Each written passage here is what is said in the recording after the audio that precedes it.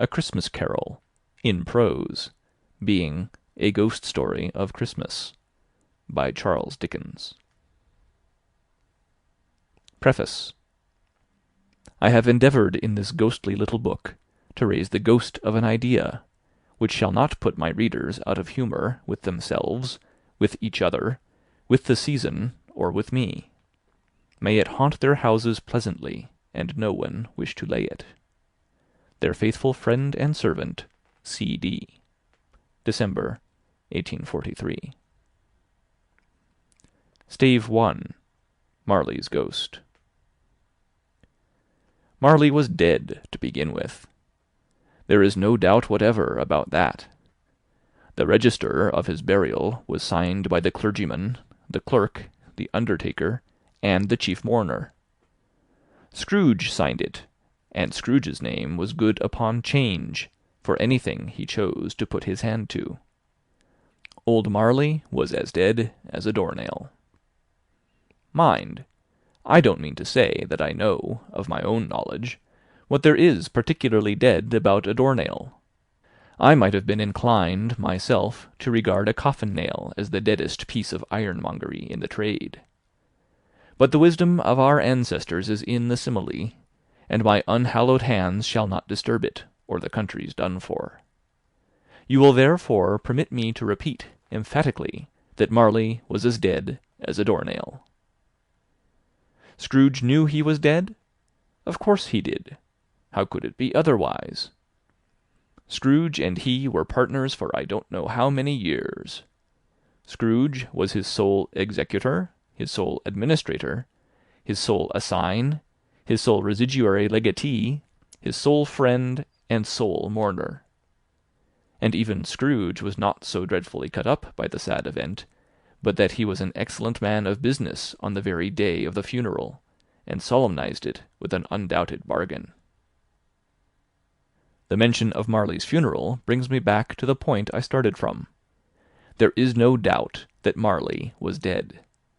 This must be distinctly understood, or nothing wonderful can come of the story I am going to relate. If we were not perfectly convinced that Hamlet's father died before the play began, there would be nothing more remarkable in his taking a stroll at night, in an easterly wind, upon his own ramparts, than there would be in any other middle-aged gentleman rashly turning out after dark in a breezy spot, say St. Paul's churchyard, for instance, literally to astonish his son's weak mind. Scrooge never painted out old Marley's name. There it stood, years afterwards, above the warehouse door, Scrooge and Marley. The firm was known as Scrooge and Marley. Sometimes people new to the business called Scrooge Scrooge, and sometimes Marley, but he answered to both names. It was all the same to him. Oh, but he was a tight-fisted hand at the grindstone, Scrooge. A squeezing, wrenching, grasping, scraping, clutching, covetous old sinner. Hard and sharp as flint, from which no steel had ever struck out generous fire. Secret and self-contained, and solitary as an oyster. The cold within him froze his old features, nipped his pointed nose, shrivelled his cheek, stiffened his gait, made his eyes red, his thin lips blue, and spoke out shrewdly in his grating voice.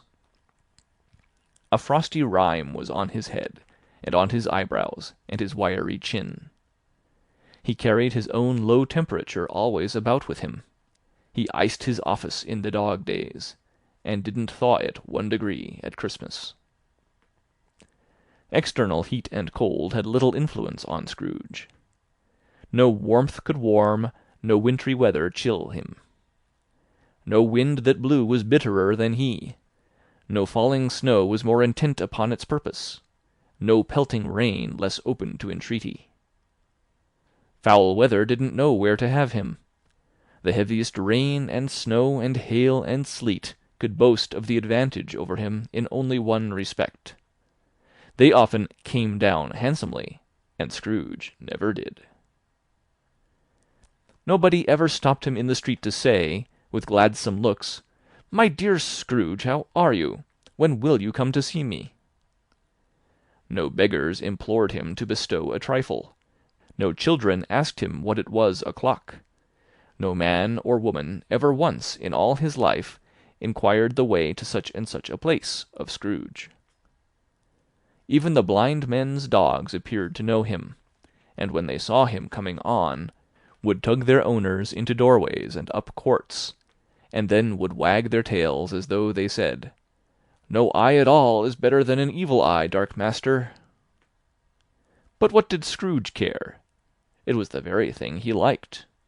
To edge his way along the crowded paths of life, warning all human sympathy to keep its distance, was what the knowing ones call nuts to Scrooge.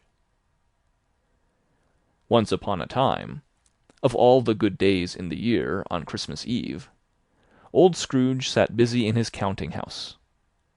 It was cold, bleak, biting weather, foggy withal, and he could hear the people in the court outside go wheezing up and down, beating their hands upon their breasts, and stamping their feet upon the pavement stones to warm them. The city clocks had only just gone 3, but it was quite dark already. It had not been light all day, and candles were flaring in the windows of the neighbouring offices, like ruddy smears upon the palpable brown air. The fog came pouring in at every chink and keyhole, and was so dense without, that, although the court was of the narrowest, the houses opposite were mere phantoms.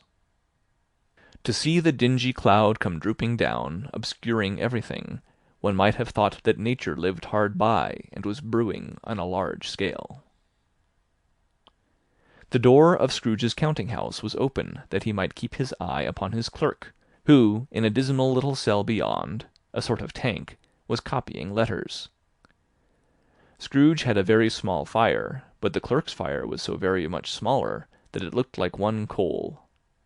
But he couldn't replenish it, for Scrooge kept the coal-box in his own room, and so surely as the clerk came in with the shovel, the master predicted that it would be necessary for them to part. Wherefore the clerk put on his white comforter, and tried to warm himself at the candle, in which effort, not being a man of a strong imagination, he failed. "A Merry Christmas, uncle! God save you!" cried a cheerful voice. It was the voice of Scrooge's nephew, who came upon him so quickly that this was the first intimation he had of his approach. "Bah!" said Scrooge. "Humbug!" He had so heated himself with rapid walking in the fog and frost, this nephew of Scrooge's, that he was all in a glow. His face was ruddy and handsome. His eyes sparkled, and his breath smoked again. "Christmas a humbug, uncle!" said Scrooge's nephew. "You don't mean that, I am sure." "I do," said Scrooge. "Merry Christmas! What right have you to be merry? What reason have you to be merry? You're poor enough." "Come, then," returned the nephew gaily. "What right have you to be dismal? What reason have you to be morose? You're rich enough." Scrooge, having no better answer ready on the spur of the moment, said "Bah!" again, and followed it up with "Humbug!" "Don't be cross, uncle," said the nephew. "What else can I be," returned the uncle, "when I live in such a world of fools as this? Merry Christmas!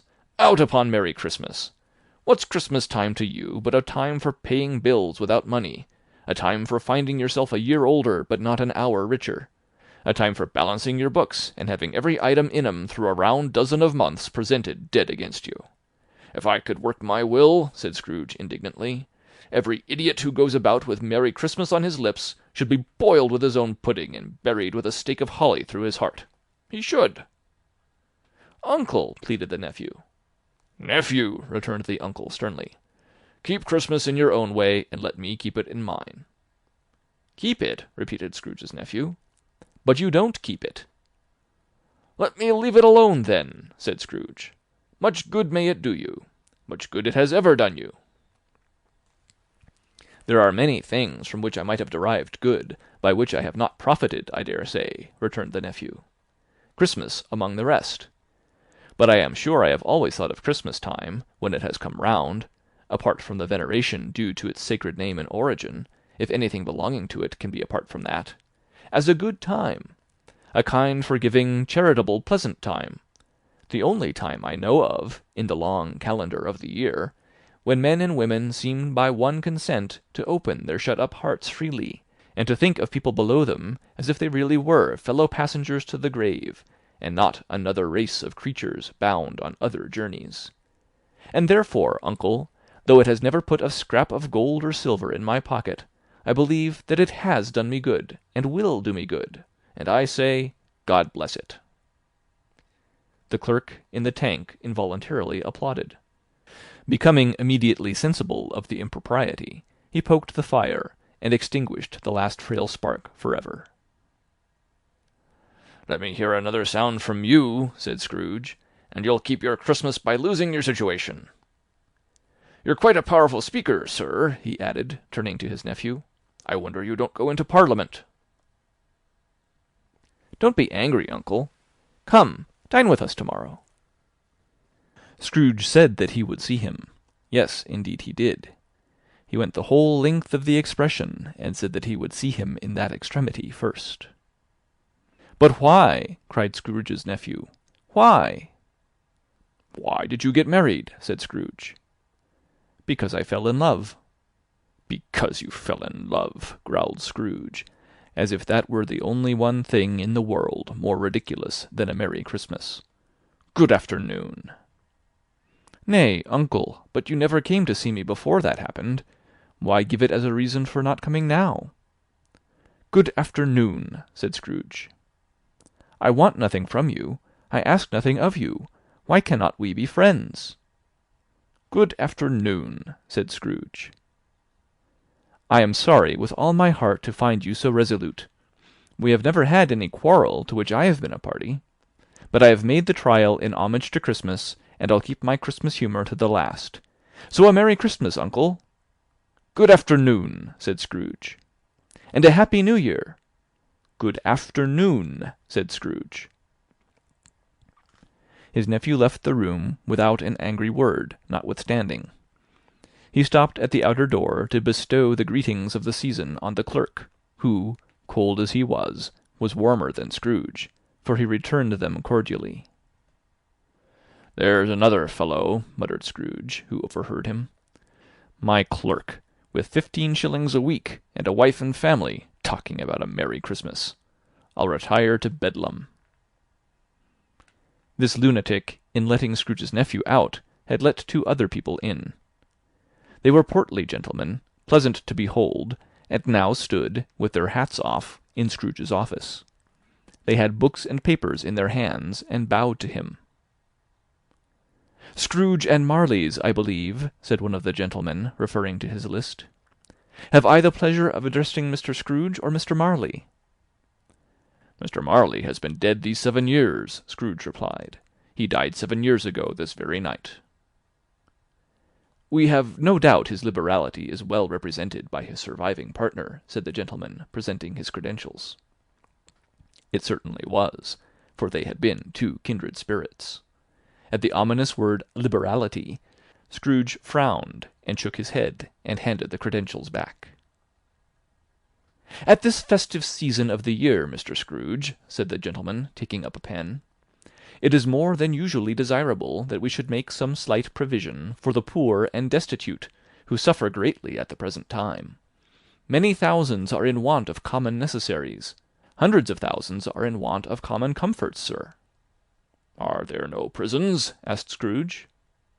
"Plenty of prisons," said the gentleman, laying down the pen again.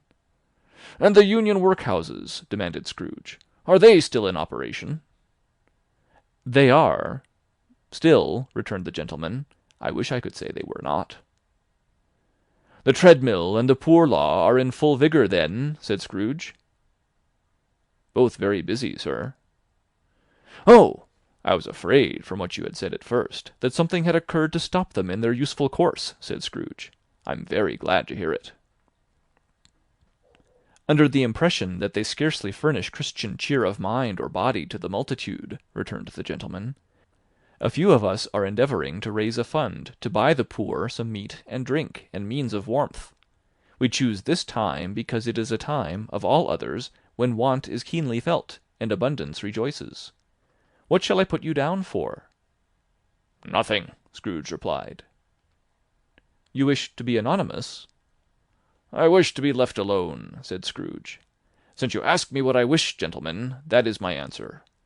I don't make merry myself at Christmas, and I can't afford to make idle people merry.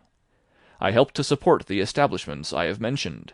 They cost enough, and those who are badly off must go there." "Many can't go there, and many would rather die." "If they would rather die," said Scrooge, "they had better do it, and decrease the surplus population. Besides, excuse me, I don't know that." "But you might know it," observed the gentleman. "It's not my business," Scrooge returned. "It's enough for a man to understand his own business, and not to interfere with other people's. Mine occupies me constantly. Good afternoon, gentlemen." Seeing clearly that it would be useless to pursue their point, the gentlemen withdrew. Scrooge resumed his labours with an improved opinion of himself, and in a more facetious temper than was usual with him. Meanwhile the fog and darkness thickened so that people ran about with flaring links, proffering their services to go before horses and carriages, and conduct them on their way. The ancient tower of a church, whose gruff old bell was always peeping slyly down at Scrooge out of a Gothic window in the wall, became invisible, and struck the hours and quarters in the clouds, with tremulous vibrations afterwards, as if its teeth were chattering in its frozen head up there. The cold became intense. In the main street, at the corner of the court, some labourers were repairing the gas pipes, and had lighted a great fire in a brazier, round which a party of ragged men and boys were gathered, warming their hands and winking their eyes before the blaze in rapture. The water-plug being left in solitude, its overflowings sullenly congealed and turned to misanthropic ice. The brightness of the shops, where holly sprigs and berries crackled in the lamp heat of the windows, made pale faces ruddy as they passed. Poulterers' and grocers' trades became a splendid joke, a glorious pageant with which it was next to impossible to believe that such dull principles as bargain and sale had anything to do. The Lord Mayor, in the stronghold of the mighty mansion house, gave orders to his 50 cooks and butlers to keep Christmas as a Lord Mayor's household should, and even the little tailor, whom he had fined 5 shillings on the previous Monday for being drunk and bloodthirsty in the streets, stirred up tomorrow's pudding in his garret, while his lean wife and the baby sallied out to buy the beef. Foggier yet, and colder.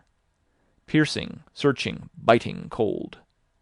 If the good St. Dunstan had but nipped the evil spirit's nose with a touch of such weather as that, instead of using his familiar weapons, then indeed he would have roared to lusty purpose. The owner of one scant young nose, gnawed and mumbled by the hungry cold as bones are gnawed by dogs, stooped down at Scrooge's keyhole to regale him with a Christmas carol. But at the first sound of "God bless you, merry gentlemen, may nothing you dismay," Scrooge seized the ruler with such energy of action that the singer fled in terror, leaving the keyhole to the fog and even more congenial frost. At length the hour of shutting up the counting-house arrived.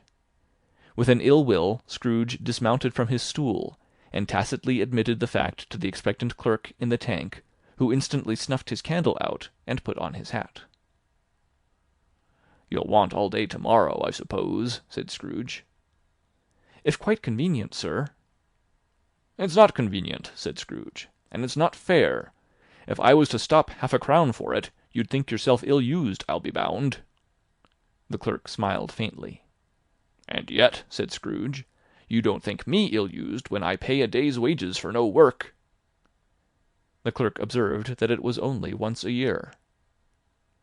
"A poor excuse for picking a man's pocket every 25th of December," said Scrooge, buttoning his greatcoat to the chin. "But I suppose you must have the whole day. Be here all the earlier next morning." The clerk promised that he would, and Scrooge walked out with a growl.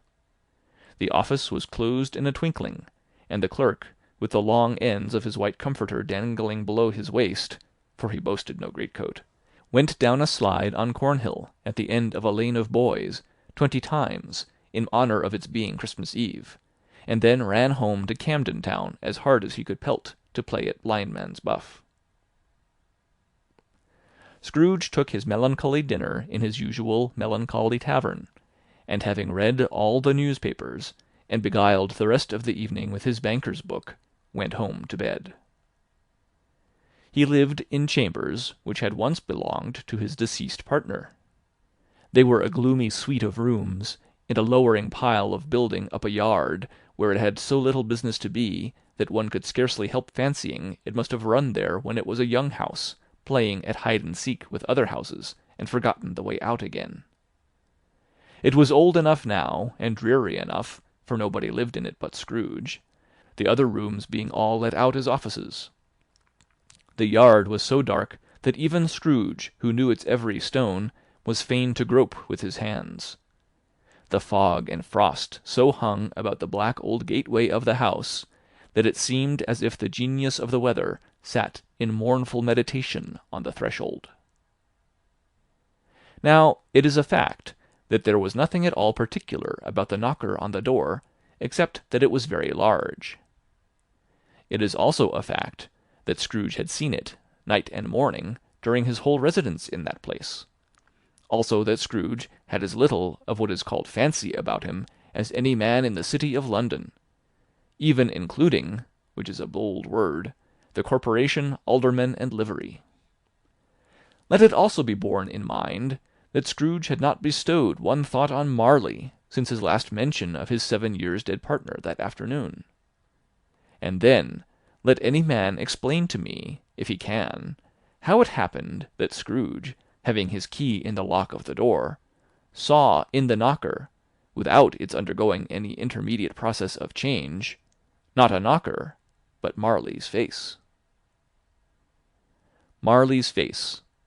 It was not in impenetrable shadow as the other objects in the yard were, but had a dismal light about it, like a bad lobster in a dark cellar.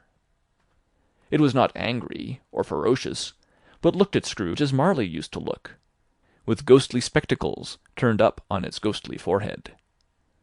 The hair was curiously stirred, as if by breath or hot air, and, though the eyes were wide open, they were perfectly motionless. That, and its livid colour, made it horrible, but its horror seemed to be in spite of the face and beyond its control, rather than a part of its own expression. As Scrooge looked fixedly at this phenomenon, it was a knocker again. To say that he was not startled, or that his blood was not conscious of a terrible sensation to which it had been a stranger from infancy, would be untrue.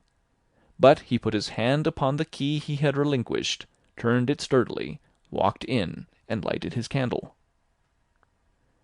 He did pause, with a moment's irresolution, before he shut the door, and he did look cautiously behind it first, as if he half expected to be terrified with the sight of Marley's pigtail sticking out into the hall. But there was nothing on the back of the door, except the screws and nuts that held the knocker on. So he said, "Pooh, pooh," and closed it with a bang. The sound resounded through the house like thunder. Every room above, and every cask in the wine merchant's cellars below, appeared to have a separate peal of echoes of its own. Scrooge was not a man to be frightened by echoes. He fastened the door, and walked across the hall, and up the stairs, slowly too, trimming his candle as he went. You may talk vaguely about driving a coach and six up a good old flight of stairs, or through a bad young Act of Parliament, but I mean to say you might have got a hearse up that staircase, and taken it broadwise, with the splinter bar towards the wall and the door towards the balustrades, and done it easy. There was plenty of width for that, and room to spare, which is perhaps the reason why Scrooge thought he saw a locomotive hearse going on before him in the gloom. Half a dozen gas lamps out of the street wouldn't have lighted the entry too well, so you may suppose that it was pretty dark with Scrooge's dip. Up Scrooge went, not caring a button for that. Darkness is cheap, and Scrooge liked it. But before he shut his heavy door, he walked through his rooms to see that all was right. He had just enough recollection of the face to desire to do that. Sitting-room, bedroom, lumber-room, all as they should be. Nobody under the table, nobody under the sofa. A small fire in the grate. spoon and basin ready, and the little saucepan of gruel (Scrooge had a cold in his head) upon the hob. Nobody under the bed, nobody in the closet, nobody in his dressing-gown, which was hanging up in a suspicious attitude against the wall. Lumber room as usual. Old fire-guard, old shoes, 2 fish-baskets, washing-stand on 3 legs, and a poker. Quite satisfied, he closed his door and locked himself in. Double locked himself in, which was not his custom. Thus secured against surprise, he took off his cravat, put on his dressing-gown and slippers and his nightcap, and sat down before the fire to take his gruel. It was a very low fire indeed, nothing on such a bitter night. He was obliged to sit close to it and brood over it before he could extract the least sensation of warmth from such a handful of fuel. The fireplace was an old one, built by some Dutch merchant long ago, and paved all round with quaint Dutch tiles, designed to illustrate the Scriptures. There were Cains and Abels, Pharaoh's daughters, queens of Sheba, angelic messengers descending through the air on clouds like feather-beds, Abrahams, Belshazzars, apostles putting off to sea in butter-boats, hundreds of figures to attract his thoughts. And yet that face of Marley, 7 years dead, came like the ancient prophet's rod, and swallowed up the whole. If each smooth tile had been a blank at first, with power to shape some picture on its surface from the disjointed fragments of his thoughts, there would have been a copy of old Marley's head on every one. "Humbug!" said Scrooge, and walked across the room. After several turns he sat down again. As he threw his head back in the chair, his glance happened to rest upon a bell, a disused bell, that hung in the room, and communicated for some purpose, now forgotten, with a chamber in the highest story of the building. It was with great astonishment, and with a strange, inexplicable dread, that as he looked, he saw this bell began to swing. It swung so softly in the outset that it scarcely made a sound, but soon it rang out loudly, and so did every bell in the house. This might have lasted half a minute, or a minute, but it seemed an hour. The bells ceased as they had begun, together. They were succeeded by a clanking noise, deep down below, as if some person were dragging a heavy chain over the casks in the wine merchant's cellar. Scrooge then remembered to have heard that ghosts in haunted houses were described as dragging chains. The cellar door flew open with a booming sound, and then he heard the noise much louder on the floors below, then coming up the stairs, then coming straight towards his door. "It's humbug still," said Scrooge. "I won't believe it."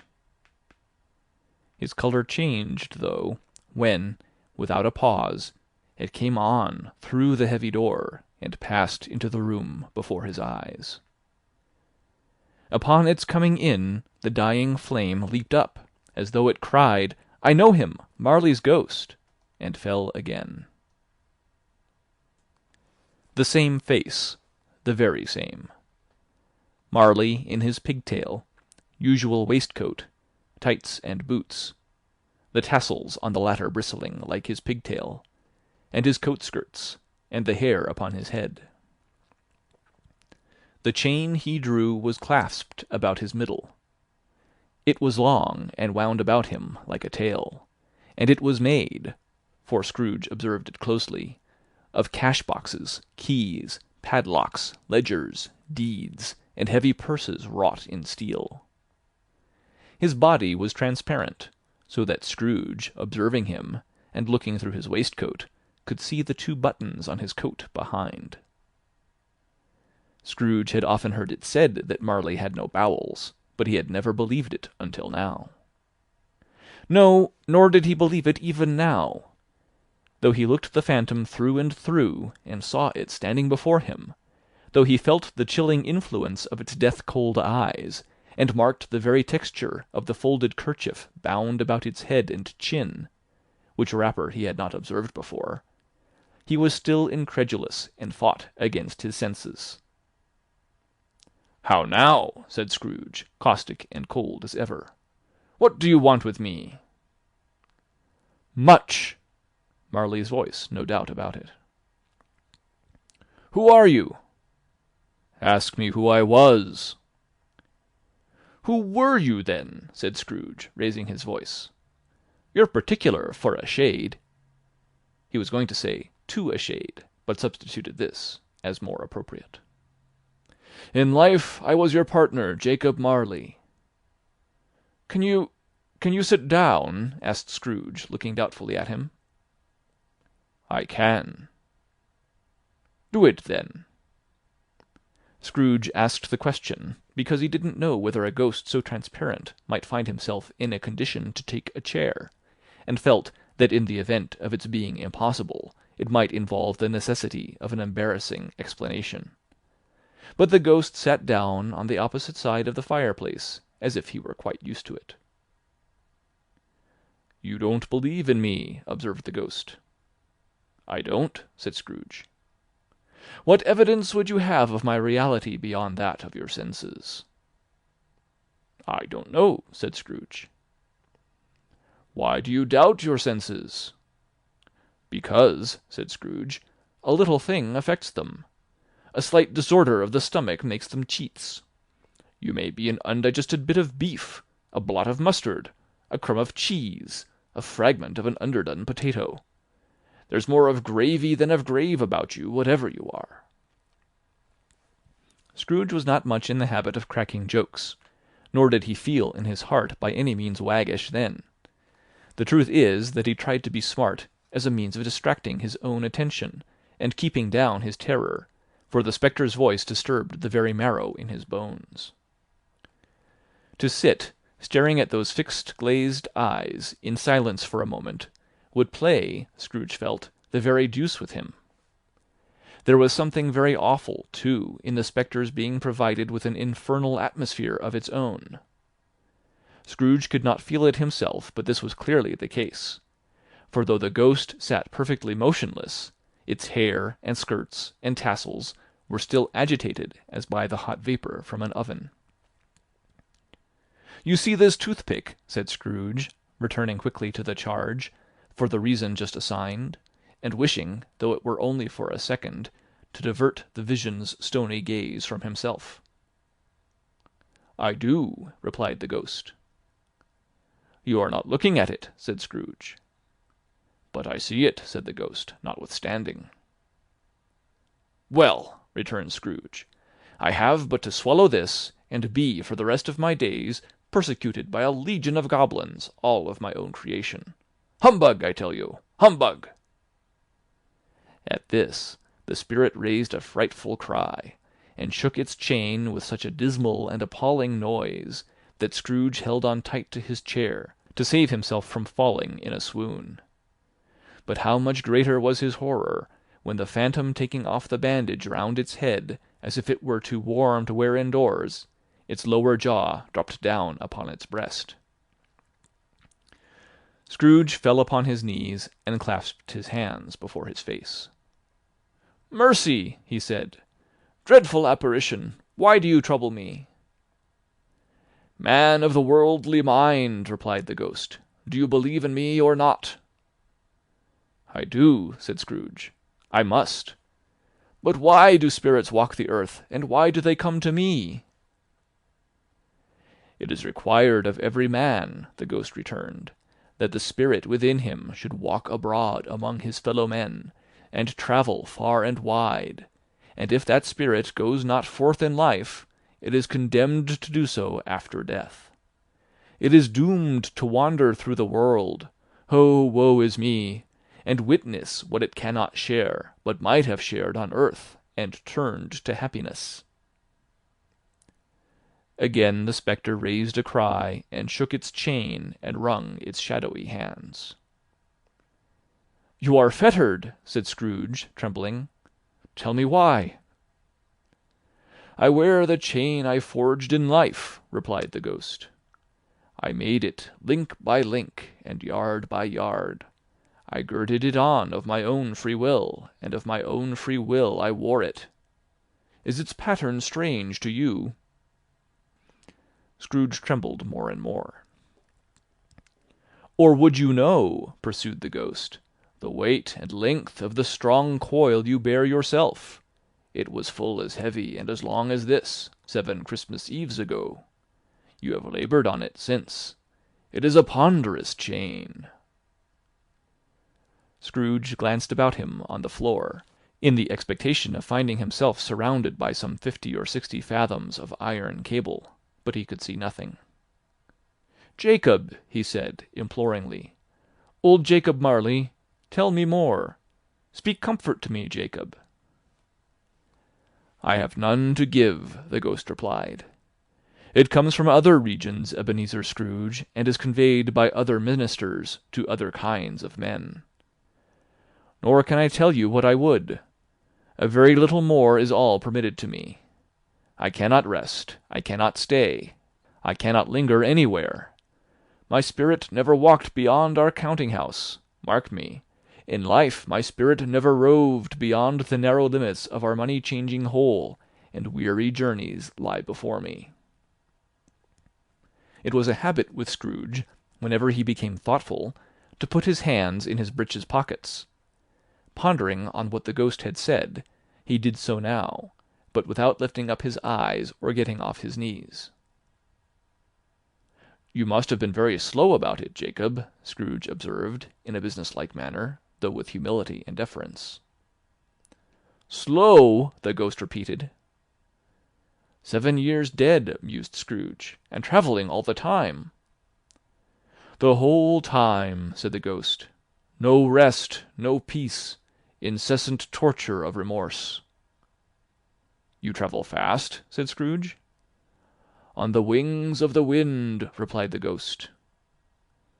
"You might have got over a great quantity of ground in 7 years," said Scrooge. The ghost, on hearing this, set up another cry, and clanked its chain so hideously in the dead silence of the night that the ward would have been justified in indicting it for a nuisance. "Oh, captive, bound, and double-ironed!" cried the phantom.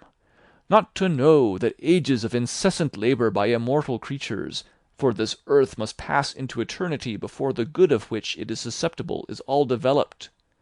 Not to know that any Christian spirit working kindly in its little sphere, whatever it may be, will find its mortal life too short for its vast means of usefulness. Not to know that no space of regret can make amends for one life's opportunity misused. Yet such was I, oh, such was I." "But you were always a good man of business, Jacob," faltered Scrooge, who now began to apply this to himself. "Business!" cried the ghost, wringing its hands again. "Mankind was my business. The common welfare was my business. Charity, mercy, forbearance, and benevolence were all my business. The dealings of my trade were but a drop of water in the comprehensive ocean of my business." It held up its chain at arm's length, as if that were the cause of all its unavailing grief, and flung it heavily upon the ground again.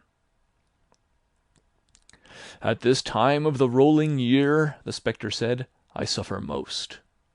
Why did I walk through crowds of fellow beings with my eyes turned down, and never raise them to that blessed star which led the wise men to a poor abode? Were there no poor homes to which its light would have conducted me?"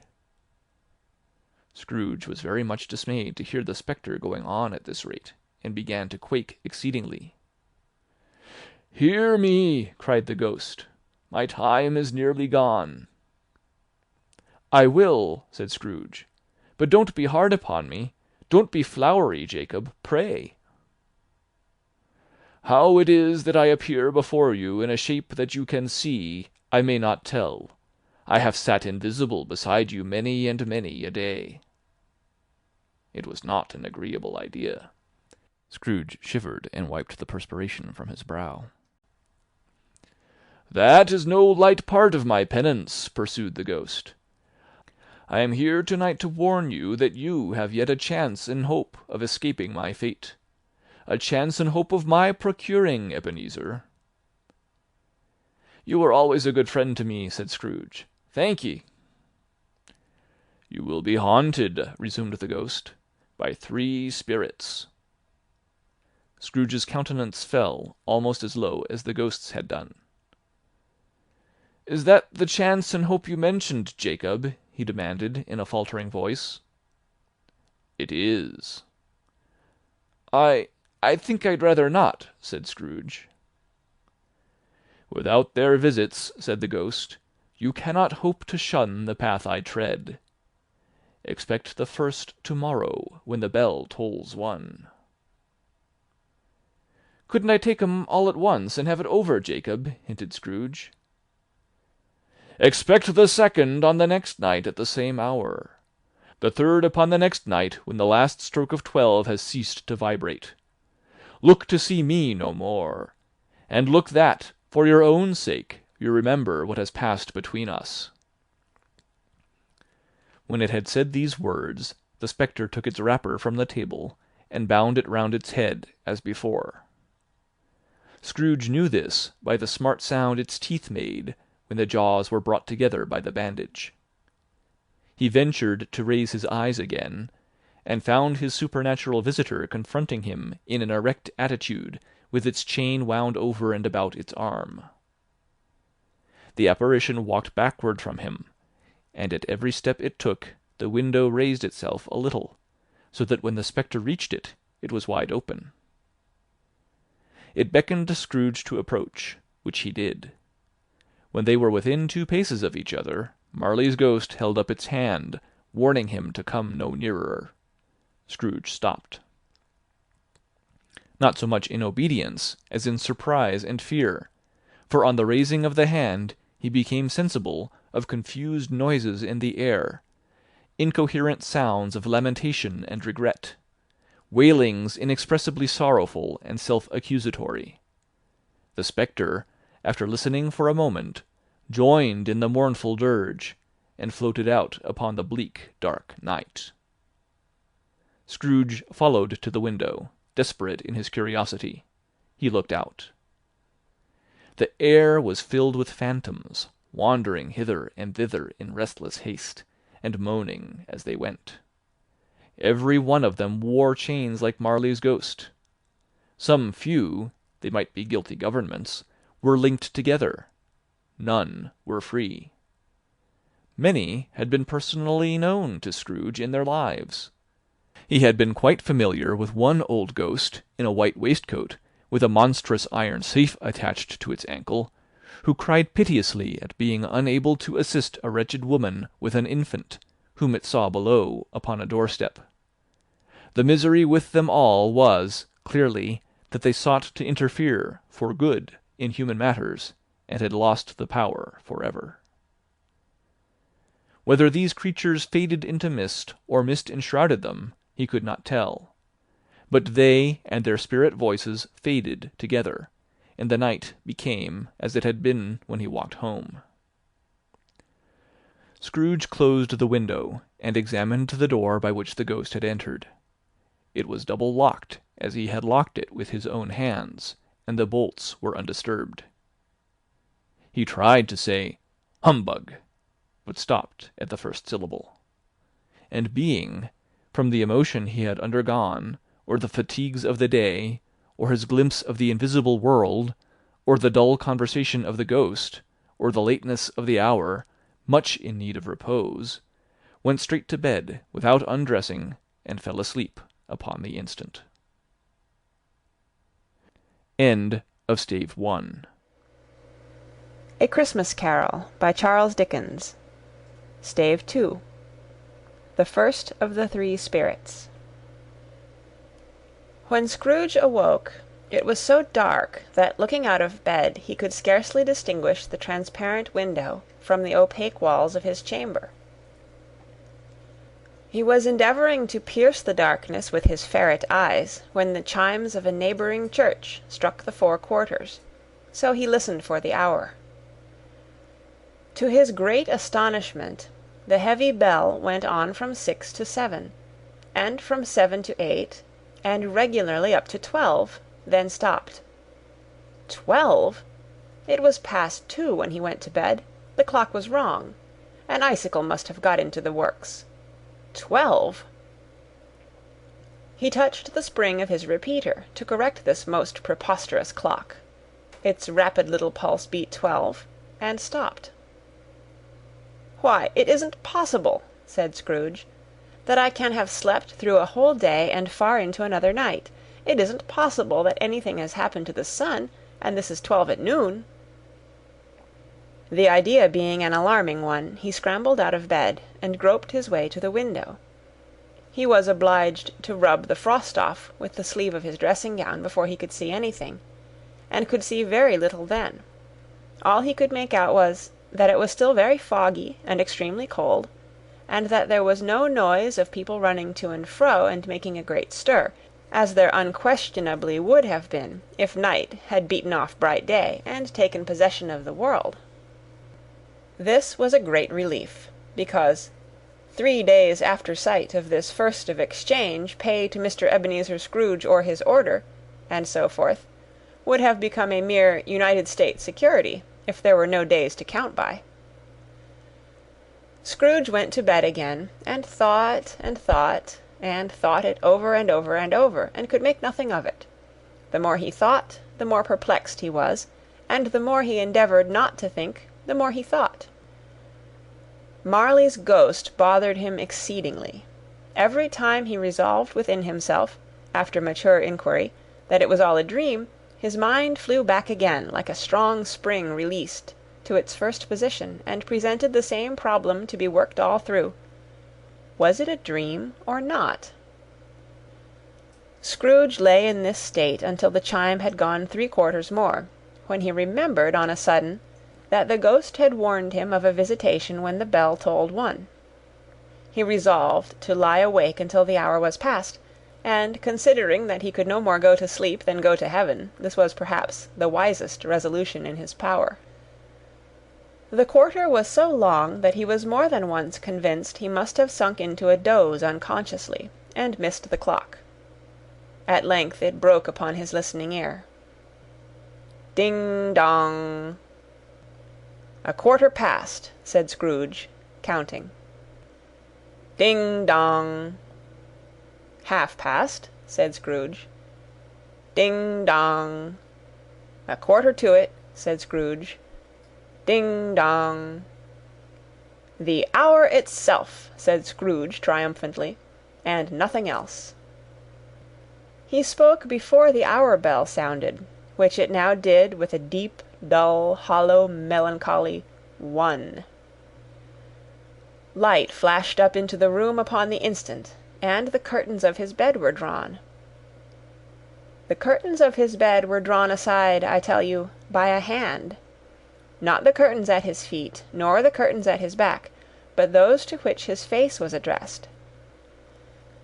The curtains of his bed were drawn aside, and Scrooge, starting up into a half-recumbent attitude, found himself face to face with the unearthly visitor who drew them, as close to it as I am now to you, and I am standing in the spirit at your elbow.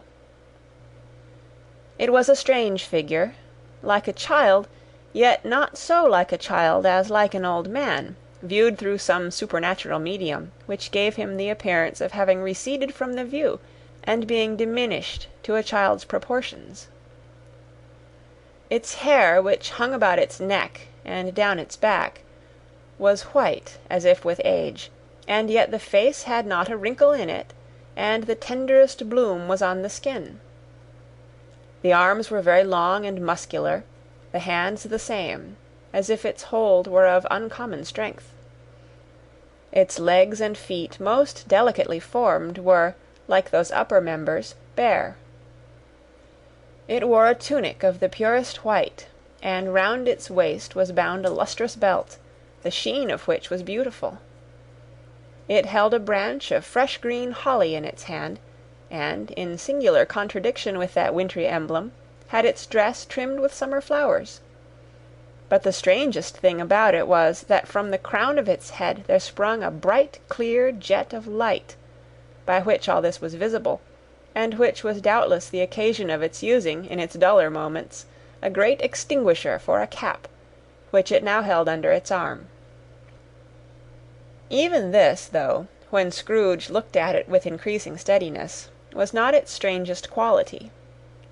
For as its belt sparkled and glittered now in one part and now in another, and what was light one instant at another time was dark, so the figure itself fluctuated in its distinctness, being now a thing with one arm, now with one leg, now with 20 legs, now a pair of legs without a head, now a head without a body, of which dissolving parts no outline would be visible in the dense gloom wherein they melted away. And in the very wonder of this it would be itself again, distinct and clear as ever. "Are you the spirit, sir, whose coming was foretold to me?" asked Scrooge. "I am." The voice was soft and gentle, singularly low, as if instead of being so close beside him, it were at a distance. "Who and what are you?" Scrooge demanded. "I am the ghost of Christmas past."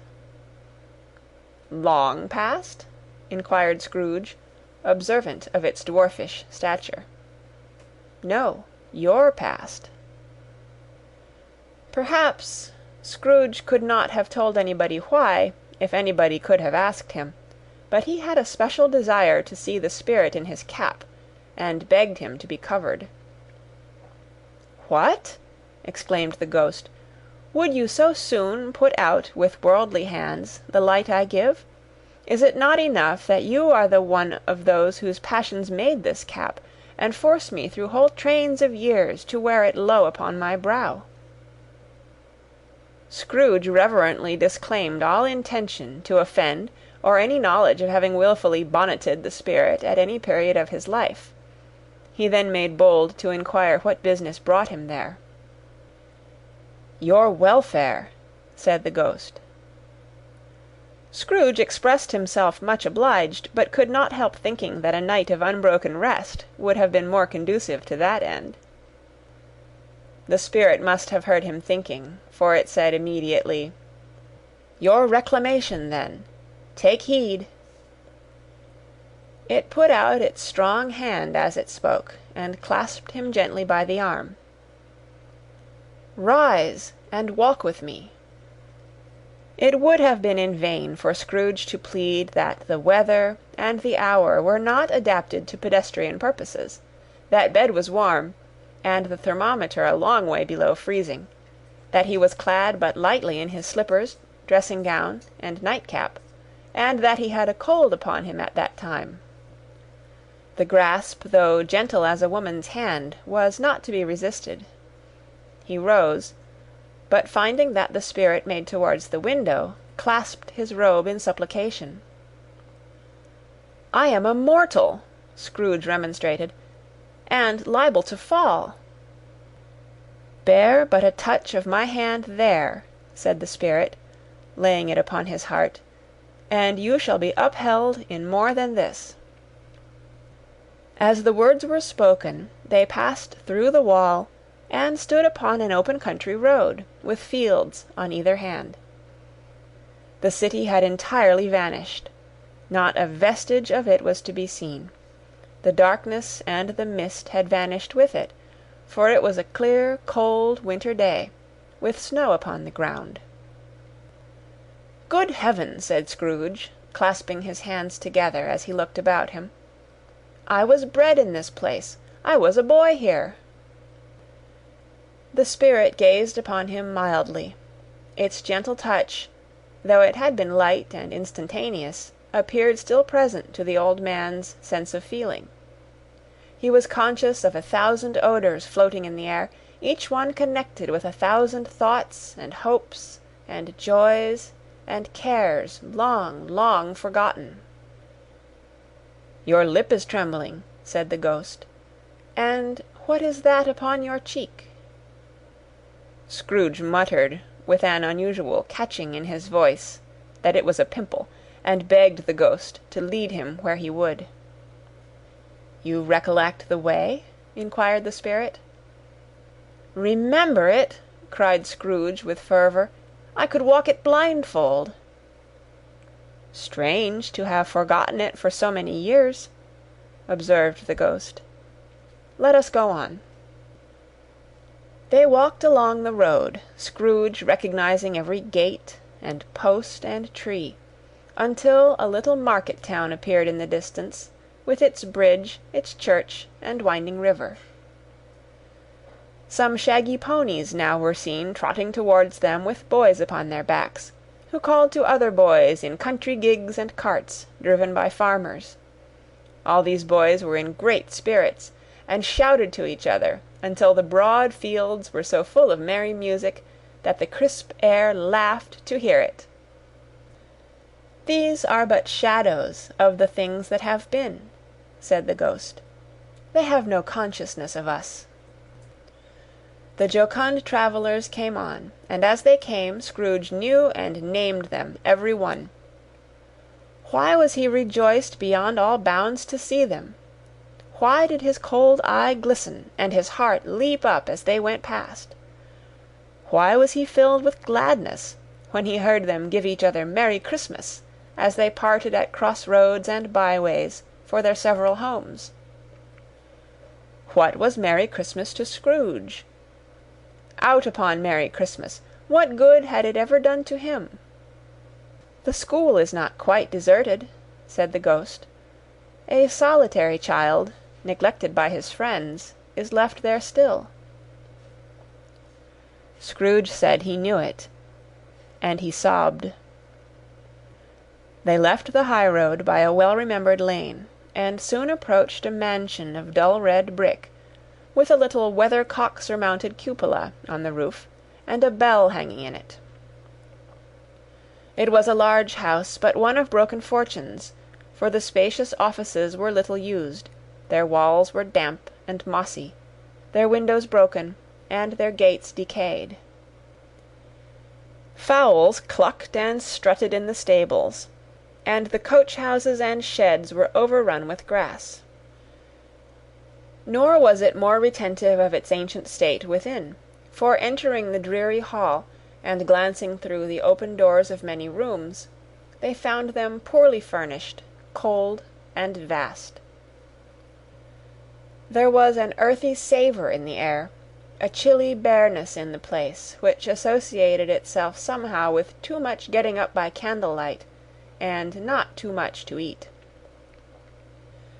They went, the ghost and Scrooge, across the hall to a door at the back of the house. It opened before them, and disclosed a long, bare, melancholy room, made barer still by lines of plain deal forms and desks. At one of these a lonely boy was reading near a feeble fire, and Scrooge sat down upon a form, and wept to see his poor forgotten self as he used to be. Not a latent echo in the house, not a squeak and scuffle from the mice behind the panelling, not a drip from the half-thawed water-spout in the dull yard behind, not a sigh among the leafless boughs of one despondent poplar, not the idle swinging of an empty storehouse door, no, not a clicking in the fire, but fell upon the heart of Scrooge with a softening influence, and gave a freer passage to his tears. The spirit touched him on the arm, and pointed to his younger self, intent upon his reading. Suddenly a man in foreign garments, wonderfully real and distinct to look at, stood outside the window, with an axe stuck in his belt, and leading by the bridle an ass laden with wood. "Why, it's Ali Baba!" Scrooge exclaimed in ecstasy. "It's dear old honest Ali Baba! Yes, yes, I know. One Christmas time, when yonder solitary child was left here all alone, did he come, for the first time, just like that. Poor boy!" "And Valentine," said Scrooge, "and his wild brother, Orson, there they go. And what's-his-name, who was put down in his drawers, asleep, at the gate of Damascus. Don't you see him? And the Sultan's groom turned upside down by the genie. There he is upon his head, Serve him right. I'm glad of it. What business had he to be married to the princess?" To hear Scrooge expending all the earnestness of his nature on such subjects, in a most extraordinary voice between laughing and crying, and to see his heightened and excited face, would have been a surprise to his business friends in the city, indeed. "There's the parrot!" cried Scrooge.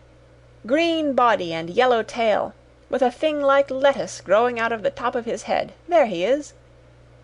Poor Robin Crusoe, he called him, when he came home again after sailing round the island. Poor Robin Crusoe! Where have you been, Robin Crusoe?" The man thought he was dreaming, but he wasn't. It was the parrot, you know. There goes Friday, running for his life to the little creek. "Hallo! Hoop! Halloo!" Then, with a rapidity of transition very foreign to his usual character, he said, in pity for his former self, "Poor boy!" and cried again. "I wish," Scrooge muttered, putting his hand in his pocket, and looking about him, after drying his eyes with his cuff. "But it's too late now." "What is the matter?"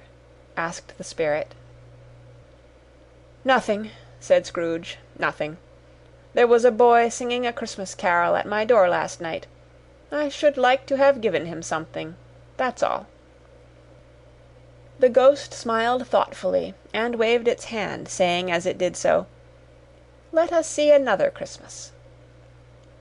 Scrooge's former self grew larger at the words, and the room became a little darker and more dirty.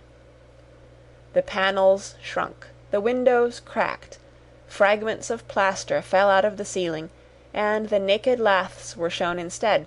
But how all this was brought about, Scrooge knew no more than you do. He only knew that it was quite correct, that everything had happened so, that there he was, alone again, when all the other boys had gone home for the jolly holidays. He was not reading now, but walking up and down despairingly. Scrooge looked at the ghost, and with a mournful shaking of his head glanced anxiously towards the door. It opened, and a little girl, much younger than the boy, came darting in, and putting her arms about his neck and often kissing him, addressed him as her dear, dear brother. "I have come to bring you home, dear brother," said the child, clapping her tiny hands, and bending down to laugh. "To bring you home, home, home." "Home, little Fan?" returned the boy. "Yes," said the child, brimful of glee. "Home for good and all. Home for ever and ever. Father is so much kinder than he used to be that home's like heaven. He spoke so gently to me one dear night when I was going to bed, that I was not afraid to ask him once more if you might come home, and he said yes, you should, and sent me in a coach to bring you. And you're to be a man," said the child, opening her eyes, "and are never to come back here, but first we're to be together all the Christmas long, and have the merriest time in all the world." "You are quite a woman, little Fan," exclaimed the boy.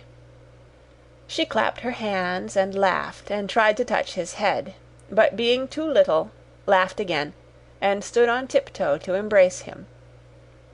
Then she began to drag him, in her childish eagerness, towards the door, and he, nothing loath to go, accompanied her. A terrible voice in the hall cried, "Bring down Master Scrooge's box there!" And in the hall appeared the schoolmaster himself, who glared on Master Scrooge with a ferocious condescension, and threw him into a dreadful state of mind by shaking hands with him. He then conveyed him and his sister into the veriest old well of a shivering best parlour that ever was seen, where the maps upon the wall, and the celestial and terrestrial globes in the windows, were waxy with cold. Here he produced a decanter of curiously light wine, and a block of curiously heavy cake, and administered installments of those dainties to the young people, at the same time sending out a meagre servant to offer a glass of something to the post-boy, who answered that he thanked the gentleman, but if it was the same tap as he had tasted before, he had rather not. Master Scrooge's trunk being by this time tied on to the top of the chaise, the children bade the schoolmaster good-bye right willingly, and getting into it, drove gaily down the garden sweep, the quick wheels dashing the hoar frost and snow from off the dark leaves of the evergreens, like spray.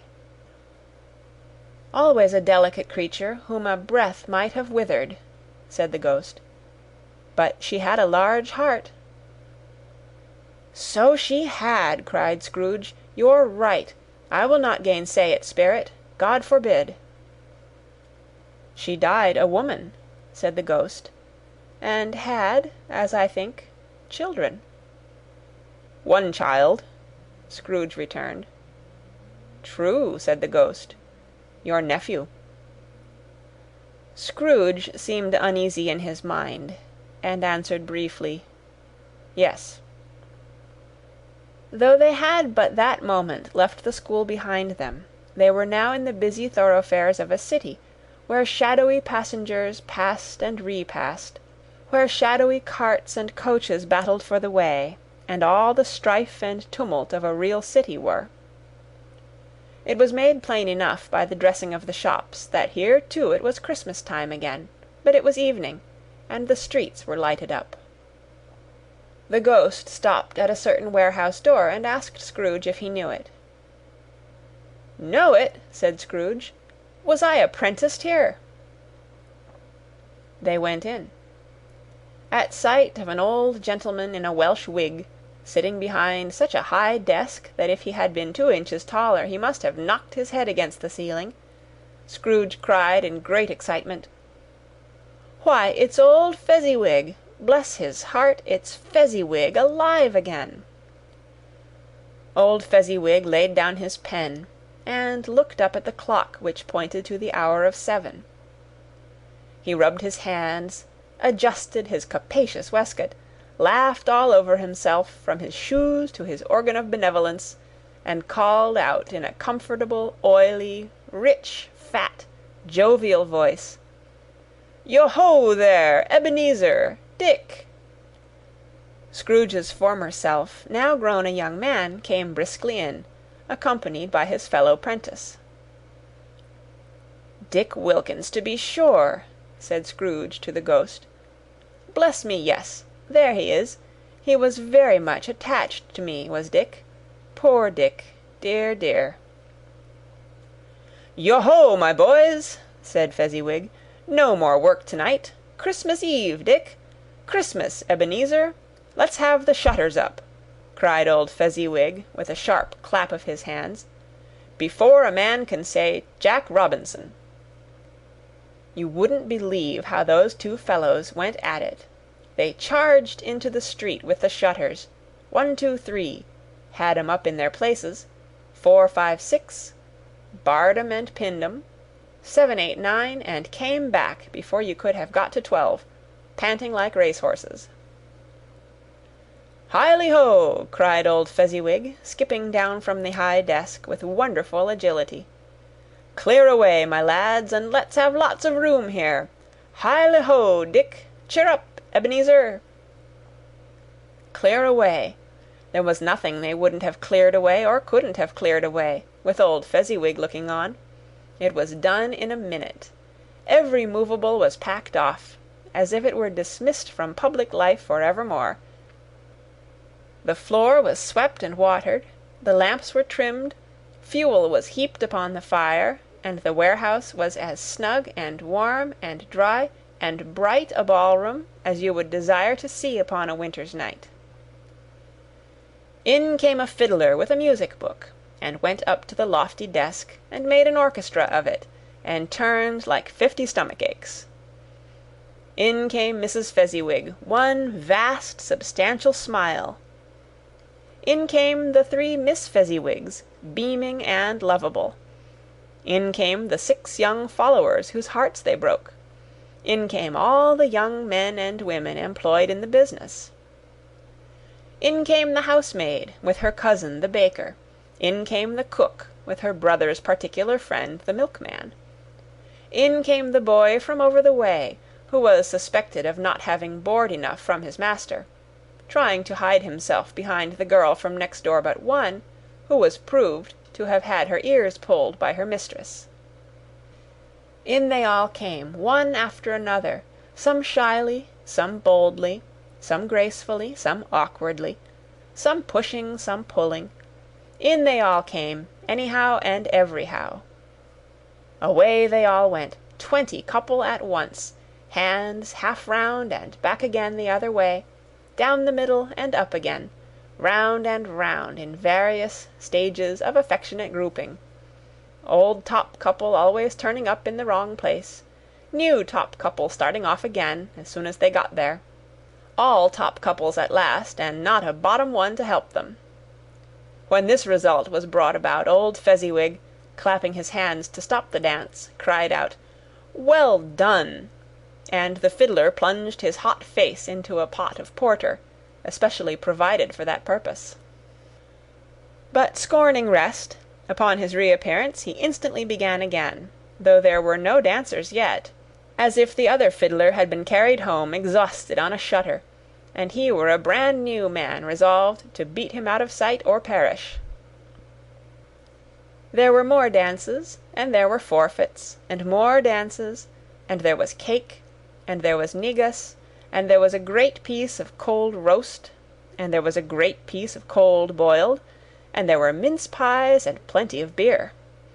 But the great effect of the evening came after the roast and boiled, when the fiddler, an artful dog, mind, the sort of man who knew his business better than you or I could have told it him, struck up Sir Roger de Coverley.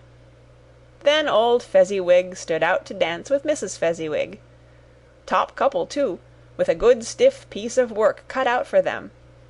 3 or 4 and 20 pair of partners, people who were not to be trifled with, people who would dance, and had no notion of walking. But if they had been twice as many, 4 times, old Fezziwig would have been a match for them, and so would Mrs. Fezziwig. As to her, she was worthy to be his partner in every sense of the term. If that's not high praise, tell me higher, and I'll use it. A positive light appeared to issue from Fezziwig's calves. They shone in every part of the dance like moons. You couldn't have predicted at any given time what would have become of them next, and when old Fezziwig and Mrs. Fezziwig had gone all through the dance, advance and retire, both hands to your partner, bow and curtsy, corkscrew, thread the needle and back again to your place, Fezziwig cut so deftly that he appeared to wink with his legs, and came upon his feet again without a stagger. When the clock struck 11, this domestic ball broke up. Mr. and Mrs. Fezziwig took their stations, one on either side of the door, and shaking hands with every person individually as he or she went out, wished him or her a Merry Christmas. When everybody had retired but the 2 prentices, they did the same to them, and thus the cheerful voices died away, and the lads were left to their beds, which were under a counter in the back shop. During the whole of this time Scrooge had acted like a man out of his wits. His heart and soul were in the scene, and with his former self. He corroborated everything, remembered everything, enjoyed everything, and underwent the strangest agitation. It was not until now, when the bright faces of his former self and Dick were turned from them, that he remembered the ghost, and became conscious that it was looking full upon him, while the light upon its head burnt very clear. "A small matter," said the ghost, "to make these silly folks so full of gratitude." "Small," echoed Scrooge. The spirit signed to him to listen to the 2 apprentices, who were pouring out their hearts in praise of Fezziwig, and when he had done so, said, "Why, is it not? He has spent but a few pounds of your mortal money, 3 or 4 perhaps. Is that so much that he deserves this praise?" "It isn't that," said Scrooge, heated by the remark, and speaking unconsciously, like his former, not his latter self. "It isn't that, Spirit. He has the power to render us happy or unhappy, to make our service light or burdensome, a pleasure or a toil. Say that his power lies in words and looks, in things so slight and insignificant that it is impossible to add and count 'em up. What then? The happiness he gives is quite as great as if it cost a fortune." He felt the Spirit's glance, and stopped. "What is the matter?" asked the ghost. "Nothing particular," said Scrooge. "Something, I think," the ghost insisted. "No," said Scrooge, "no. I should like to be able to say a word or two to my clerk just now. That's all." His former self turned down the lamps as he gave utterance to the wish, and Scrooge and the ghost again stood side by side in the open air. "My time grows short," observed the Spirit. "Quick!" This was not addressed to Scrooge, or to anyone whom he could see, but it produced an immediate effect. For again Scrooge saw himself. He was older now, a man in the prime of life. His face had not the harsh and rigid lines of later years, but it had begun to wear the signs of care and avarice. There was an eager, greedy, restless motion in the eye, which showed the passion that had taken root, and where the shadow of the growing tree would fall. He was not alone, but sat by the side of a fair young girl in a mourning dress, in whose eyes there were tears, which sparkled in the light that shone out of the ghost of Christmas past. "It matters little," she said softly. "To you, very little. Another idol has displaced me, and if it can cheer and comfort you in time to come, as I would have tried to do, I have no just cause to grieve." "What idol has displaced you?" he rejoined. "A golden one." "This is the even-handed dealing of the world," he said. "There is nothing on which it is so hard as poverty, and there is nothing it professes to condemn with such severity as the pursuit of wealth."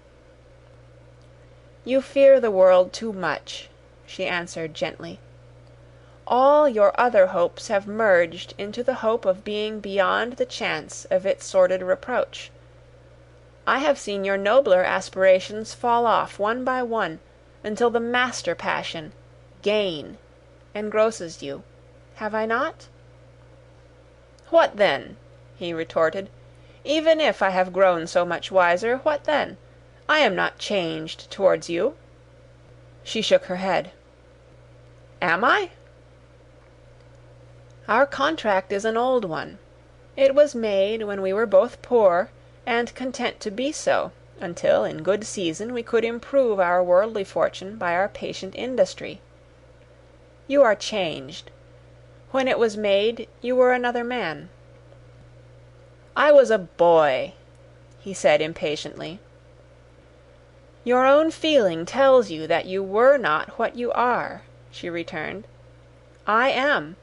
That which promised happiness when we were one in heart is fraught with misery now that we are two.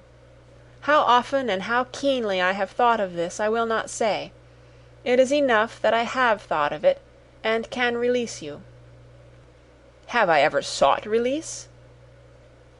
"In words, no, never." "In what, then?" "In a changed nature, in an altered spirit, in another atmosphere of life, another hope as its great end. In everything that made my love of any worth or value in your sight. If this had never been between us," said the girl, looking mildly but with steadiness upon him, "tell me, would you seek me out and try to win me now? Ah, no." He seemed to yield to the justice of this supposition in spite of himself, but he said with a struggle, "You think not." "I would gladly think otherwise if I could," she answered. "Heaven knows. When I have learned a truth like this, I know how strong and irresistible it must be. But if you were free today, tomorrow, yesterday, can even I believe that you would choose a dowerless girl? You who, in your very confidence with her, weigh everything by gain. Or, choosing her, if for a moment you were false enough to your one guiding principle to do so, do I not know that your repentance and regret would surely follow? I do, and I release you, with a full heart, for the love of him you once were." He was about to speak, but with her head turned from him, she resumed. "You may, the memory of what is past half makes me hope you will, have pain in this. A very, very brief time, and you will dismiss the recollection of it gladly as an unprofitable dream, from which it happened well that you awoke. May you be happy in the life you have chosen." She left him, and they parted. "Spirit," said Scrooge, "show me no more. Conduct me home. Why do you delight to torture me?" "One shadow more!" exclaimed the ghost. "No more!" cried Scrooge. "No more! I don't wish to see it. Show me no more!" But the relentless ghost pinioned him in both his arms, and forced him to observe what happened next. They were in another scene and place, a room, not very large or handsome, but full of comfort. Near to the winter fire sat a beautiful young girl, so like that last that Scrooge believed it was the same, until he saw her, now a comely matron, sitting opposite her daughter. The noise in this room was perfectly tumultuous, for there were more children there than Scrooge in his agitated state of mind could count, and, unlike the celebrated herd in the poem, they were not 40 children conducting themselves like one, but every child was conducting itself like 40. The consequences were uproarious beyond belief, but no one seemed to care. On the contrary, the mother and daughter laughed heartily, and enjoyed it very much, and the latter, soon beginning to mingle in the sports, got pillaged by the young brigands most ruthlessly. What would I not have given to be one of them? Though I never could have been so rude, no, no, I wouldn't for the wealth of all the world have crushed that braided hair, and torn it down, and for the precious little shoe I wouldn't have plucked it off, God bless my soul, to save my life. As to measuring her waist in sport, as they did, bold young brood, I couldn't have done it. I should have expected my arm to have grown round it for a punishment, and never come straight again. And yet I should have dearly liked, I own, to have touched her lips, to have questioned her, that she might have opened them, to have looked upon the lashes of her downcast eyes, and never raised a blush, to have let loose waves of hair, an inch of which would be a keepsake beyond price. In short, I should have liked, I do confess, to have had the lightest license of a child, and yet to have been man enough to know its value. But now a knocking at the door was heard, and such a rush immediately ensued that she, with laughing face and plundered dress, was borne towards it in the centre of a flushed and boisterous group, just in time to greet the father, who came home attended by a man laden with Christmas toys and presents. Then the shouting and the struggling, and the onslaught that was made on the defenceless porter, the scaling him with chairs for ladders to dive into his pockets, despoil him of brown paper parcels, hold on tight by his cravat, hug him round his neck, pummel his back, and kick his legs in irrepressible affection. The shouts of wonder and delight with which the development of every package was received. The terrible announcement that the baby had been taken in the act of putting a doll's frying pan into his mouth, and was more than suspected of having swallowed a fictitious turkey, glued on a wooden platter. The immense relief of finding this a false alarm. The joy and gratitude and ecstasy. They are all indescribable alike. It is enough that by degrees the children and their emotions got out of the parlour, and by one stair at a time up to the top of the house, where they went to bed, and so subsided. And now Scrooge looked on more attentively than ever, when the master of the house, having his daughter leaning fondly on him, sat down with her and her mother at his own fireside; and when he thought that such another creature, quite as graceful and as full of promise, might have called him father, and been a springtime in the haggard winter of his life, his sight grew very dim indeed. "Belle," said the husband, turning to his wife with a smile, "I saw an old friend of yours this afternoon." "Who was it?" "Guess." "How can I? Tut! Don't I know?" she added in the same breath, laughing as he laughed. "Mr. Scrooge." Mr. Scrooge it was. I passed his office window, and as it was not shut up and he had a candle inside, I could scarcely help seeing him. His partner lies upon the point of death, I hear, and there he sat alone. Quite alone in the world, I do believe. "Spirit," said Scrooge, in a broken voice, "remove me from this place." "I told you these were the shadows of the things that have been," said the ghost. "That they are what they are. Do not blame me." "Remove me!" Scrooge exclaimed. "I cannot bear it." He turned upon the ghost, and seeing that it looked upon him with a face in which some strange way there were fragments of all the faces it had shown him, wrestled with it. "Leave me! Take me back! Haunt me no longer!" In the struggle, if that can be called a struggle in which the ghost, with no visible resistance on its own part, was undisturbed by any effort of its adversary, Scrooge observed that its light was burning high and bright, and dimly connecting that with its influence over him, he seized the extinguisher cap, and by a sudden action pressed it down upon its head. The spirit dropped beneath it, so that the extinguisher covered its whole form, but though Scrooge pressed it down with all his force, he could not hide the light, which streamed from under it, in an unbroken flood upon the ground. He was conscious of being exhausted, and overcome by an irresistible drowsiness, and further of being in his own bedroom. He gave the cap a parting squeeze, in which his hand relaxed, and had barely time to reel to bed before he sank into a heavy sleep. End of Stave 2. A Christmas Carol by Charles Dickens. Stave 3. The second of the three spirits. Awaking in the middle of a prodigiously tough snore, and sitting up in bed to get his thoughts together, Scrooge had no occasion to be told that the bell was again upon the stroke of 1. He felt that he was restored to consciousness in the right nick of time, for the especial purpose of holding a conference with the second messenger dispatched to him through Jacob Marley's intervention.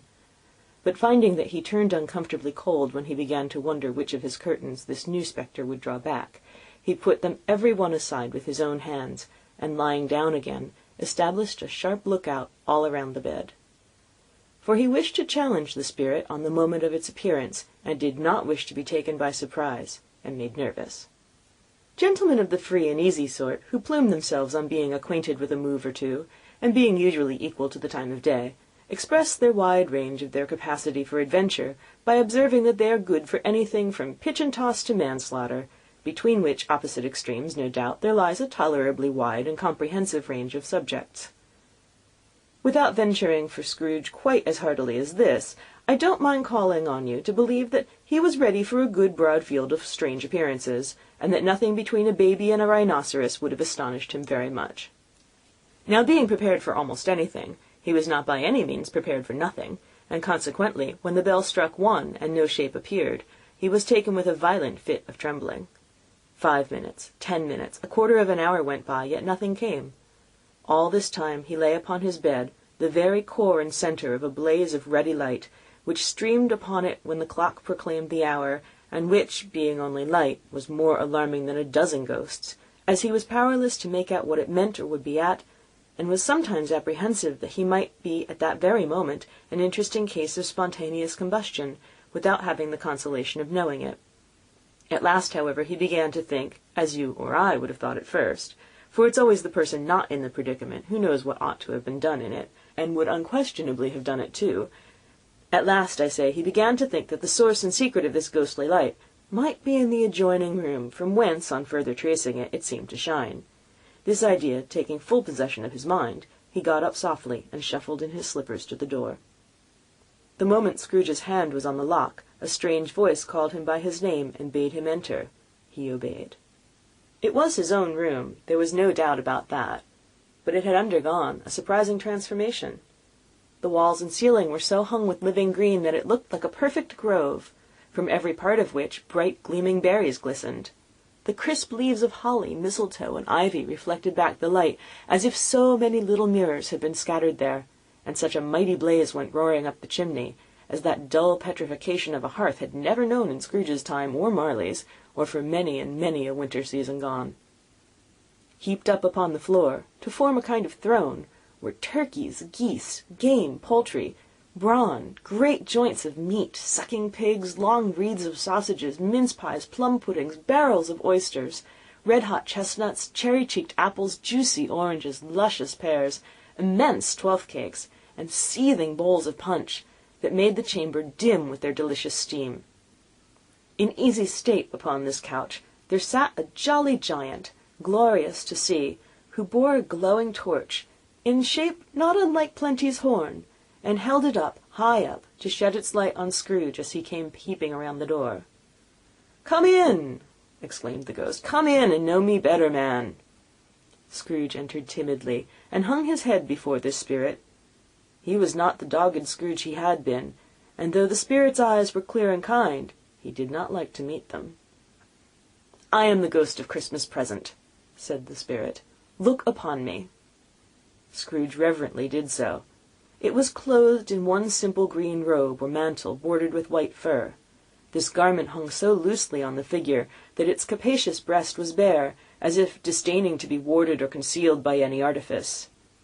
Its feet, observable beneath the ample folds of the garment, were also bare, and on its head it wore no other covering than a holly wreath, set here and there with shining icicles.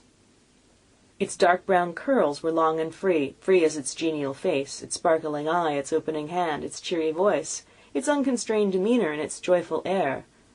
Girded round its middle was an antique scabbard, but no sword was in it, and the ancient sheath was eaten up with rust.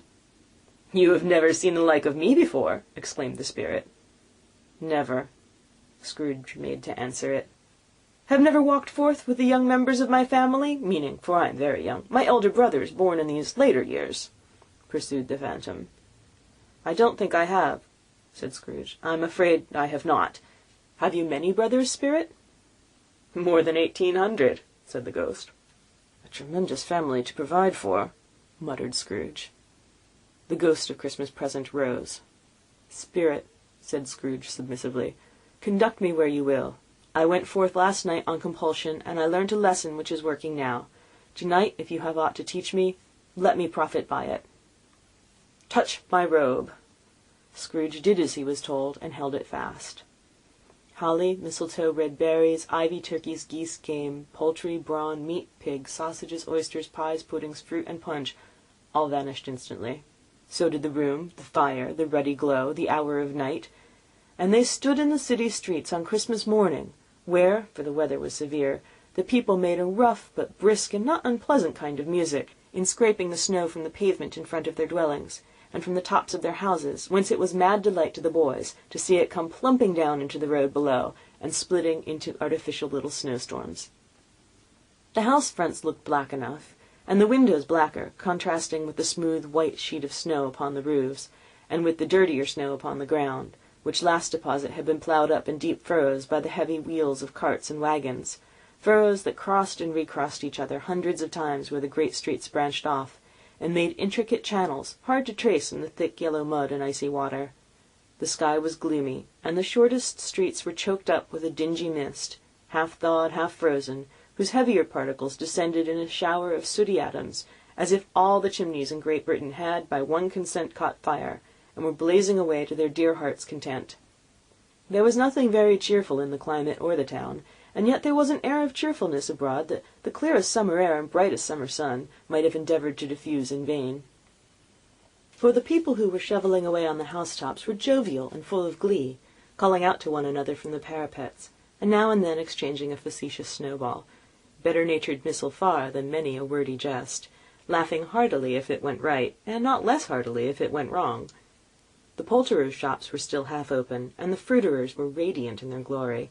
There were great round pot-bellied baskets of chestnuts, shaped like the waistcoats of jolly old gentlemen, lolling at the doors and tumbling out into the street in their apoplectic opulence. There were ruddy, brown-faced, broad-girthed Spanish onions, shining in the fatness of their growth like Spanish friars, and winking from their shelves in wanton slyness at the girls as they went by and glanced demurely at the hung-up mistletoe. There were pears and apples, clustered high in blooming pyramids. There were bunches of grapes made in the shopkeeper's benevolence to dangle from conspicuous hooks, that people's mouths might water gratis as they passed.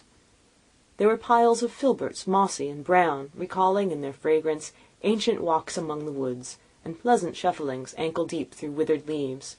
There were Norfolk biffins, squat and swarthy, setting off the yellow of the oranges and lemons, and in the great compactness of their juicy persons, urgently entreating and beseeching to be carried home in paper bags and eaten after dinner.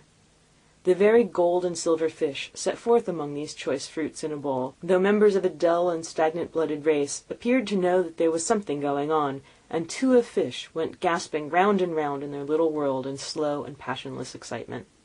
The grocers, oh, the grocers, nearly closed with perhaps 2 shutters down, or 1, but through those gaps such glimpses!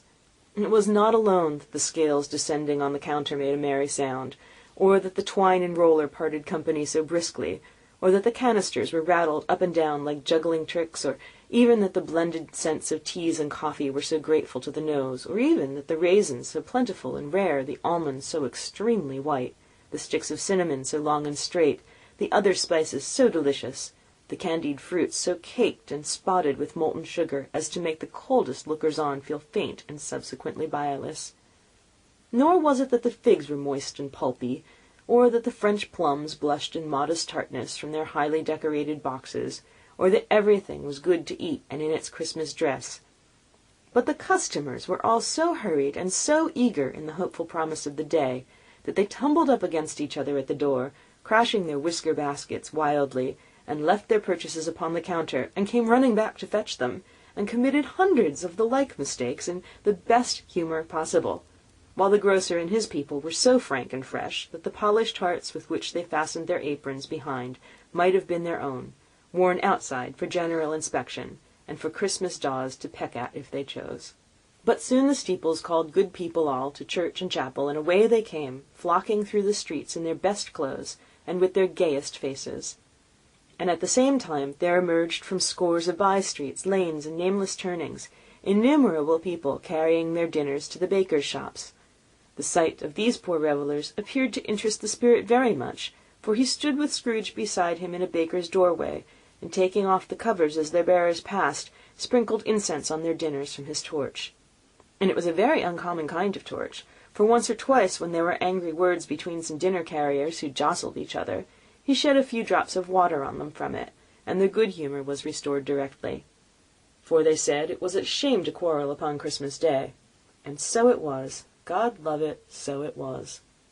In time the bells ceased and the bakers were shut up, and yet there was a genial shadowing forth of all these dinners and the progress of their cooking, in the thawed blotch of wet above each baker's oven, where the pavement smoked as if its stones were cooking too.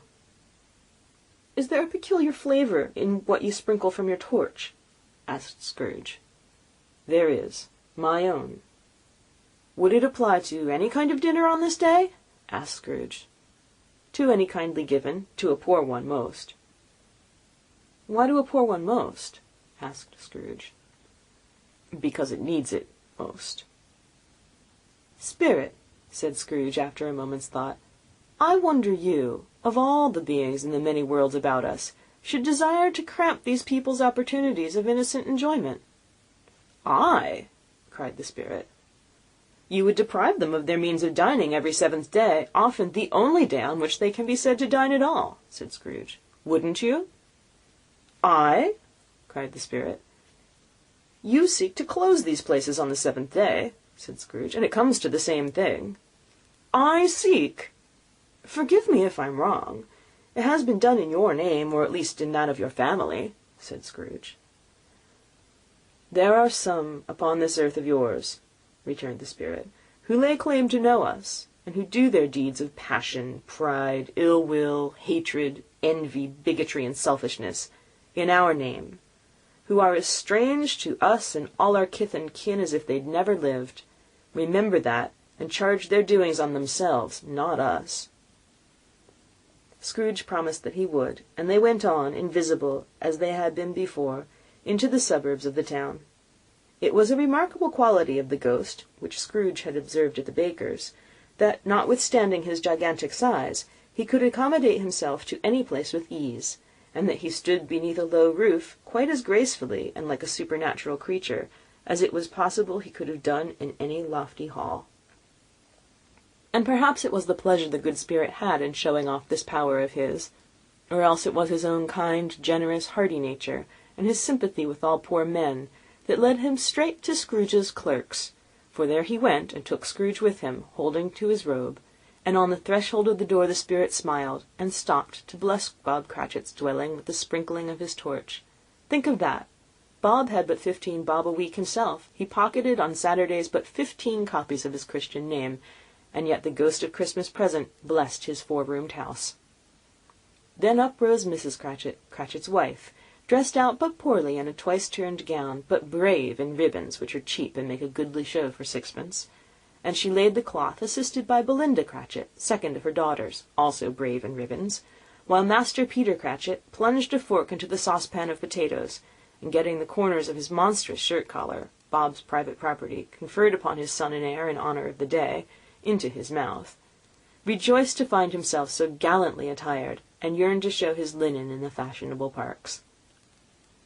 And now 2 smaller Cratchits, boy and girl, came tearing in, screaming that outside the baker's they had smelt the goose, and had known it for their own, and basking in luxurious thoughts of sage and onion, these young Cratchits danced about the table, and exalted Master Peter Cratchit to the skies, while he, not proud, although his collars nearly choked him, blew the fire, until the slow potatoes, bubbling up, knocked loudly at the saucepan lid to be let out and peeled. "What has ever got your precious father, then?" said Mrs. Cratchit, "and your brother, Tiny Tim? And Martha weren't as late last Christmas Day by half an hour." "Here's Martha, mother," said a girl, appearing as she spoke. "Here's Martha, mother," cried the 2 young Cratchits. "Hooray! There's such a goose, Martha!" "Why, bless my heart alive, dear, how late you are!" said Mrs. Cratchit, kissing her a dozen times, and taking off her shawl and bonnet for her with officious zeal. "We'd a deal of work to finish up last night," replied the girl, "and I had to clear away this morning, mother." "Well, never mind, so long as you're come," said Mrs. Cratchit. "Sit ye down before the fire, my dear, and have a warm, Lord bless ye." "No, no, there's father coming," cried the 2 young Cratchits, who were everywhere at once. "Hide, Martha, hide!" So Martha hid herself, and in came little Bob, the father, with at least 3 feet of comforter exclusive of the fringe hanging down before him, and his threadbare clothes darned up and brushed to look seasonable, and Tiny Tim upon his shoulder. Alas for Tiny Tim! He bore a little crutch, and had his limbs supported by an iron frame. "Why, where's our Martha?" cried Bob Cratchit, looking round. "Not coming," said Mrs. Cratchit. "Not coming?" said Bob, with a sudden declension in his high spirits, for he had been Tim's blood horse all the way from church, and had come home rampant. "Not coming upon Christmas Day?" Martha didn't like to see him disappointed, if it were only in joke, so she came out prematurely from behind the closet door, and ran into his arms, while the 2 young Cratchits hustled Tiny Tim, and bore him off to the wash-house, that he might hear the pudding singing in the copper. "And how did little Tim behave?" asked Mrs. Cratchit, when she'd rallied Bob on his credulity, and Bob had hugged his daughter to his heart's content. "As good as gold," said Bob, "and better. Somehow he gets thoughtful sitting by himself so much, and he thinks the strangest things you ever heard. He told me, coming home, that he hoped the people saw him in the church, because he was a cripple, and it might be pleasant to them to remember upon Christmas Day who made lame beggars walk and blind men see. Bob's voice was tremulous when he told them this, and he trembled some more when he said that Tiny Tim was growing strong and hearty. His active little crutch was heard upon the floor, and back came Tiny Tim before another word was spoken, escorted by his brother and sister to his stool before the fire, and while Bob, turning up his cuffs, as if, poor fellow, they were capable of being made more shabby, compounded some hot mixture in a jug with gin and lemons, and stirred it round and put it on the hob to simmer, Master Peter and the two ubiquitous young Cratchits went to fetch the goose, with which they soon returned in high procession.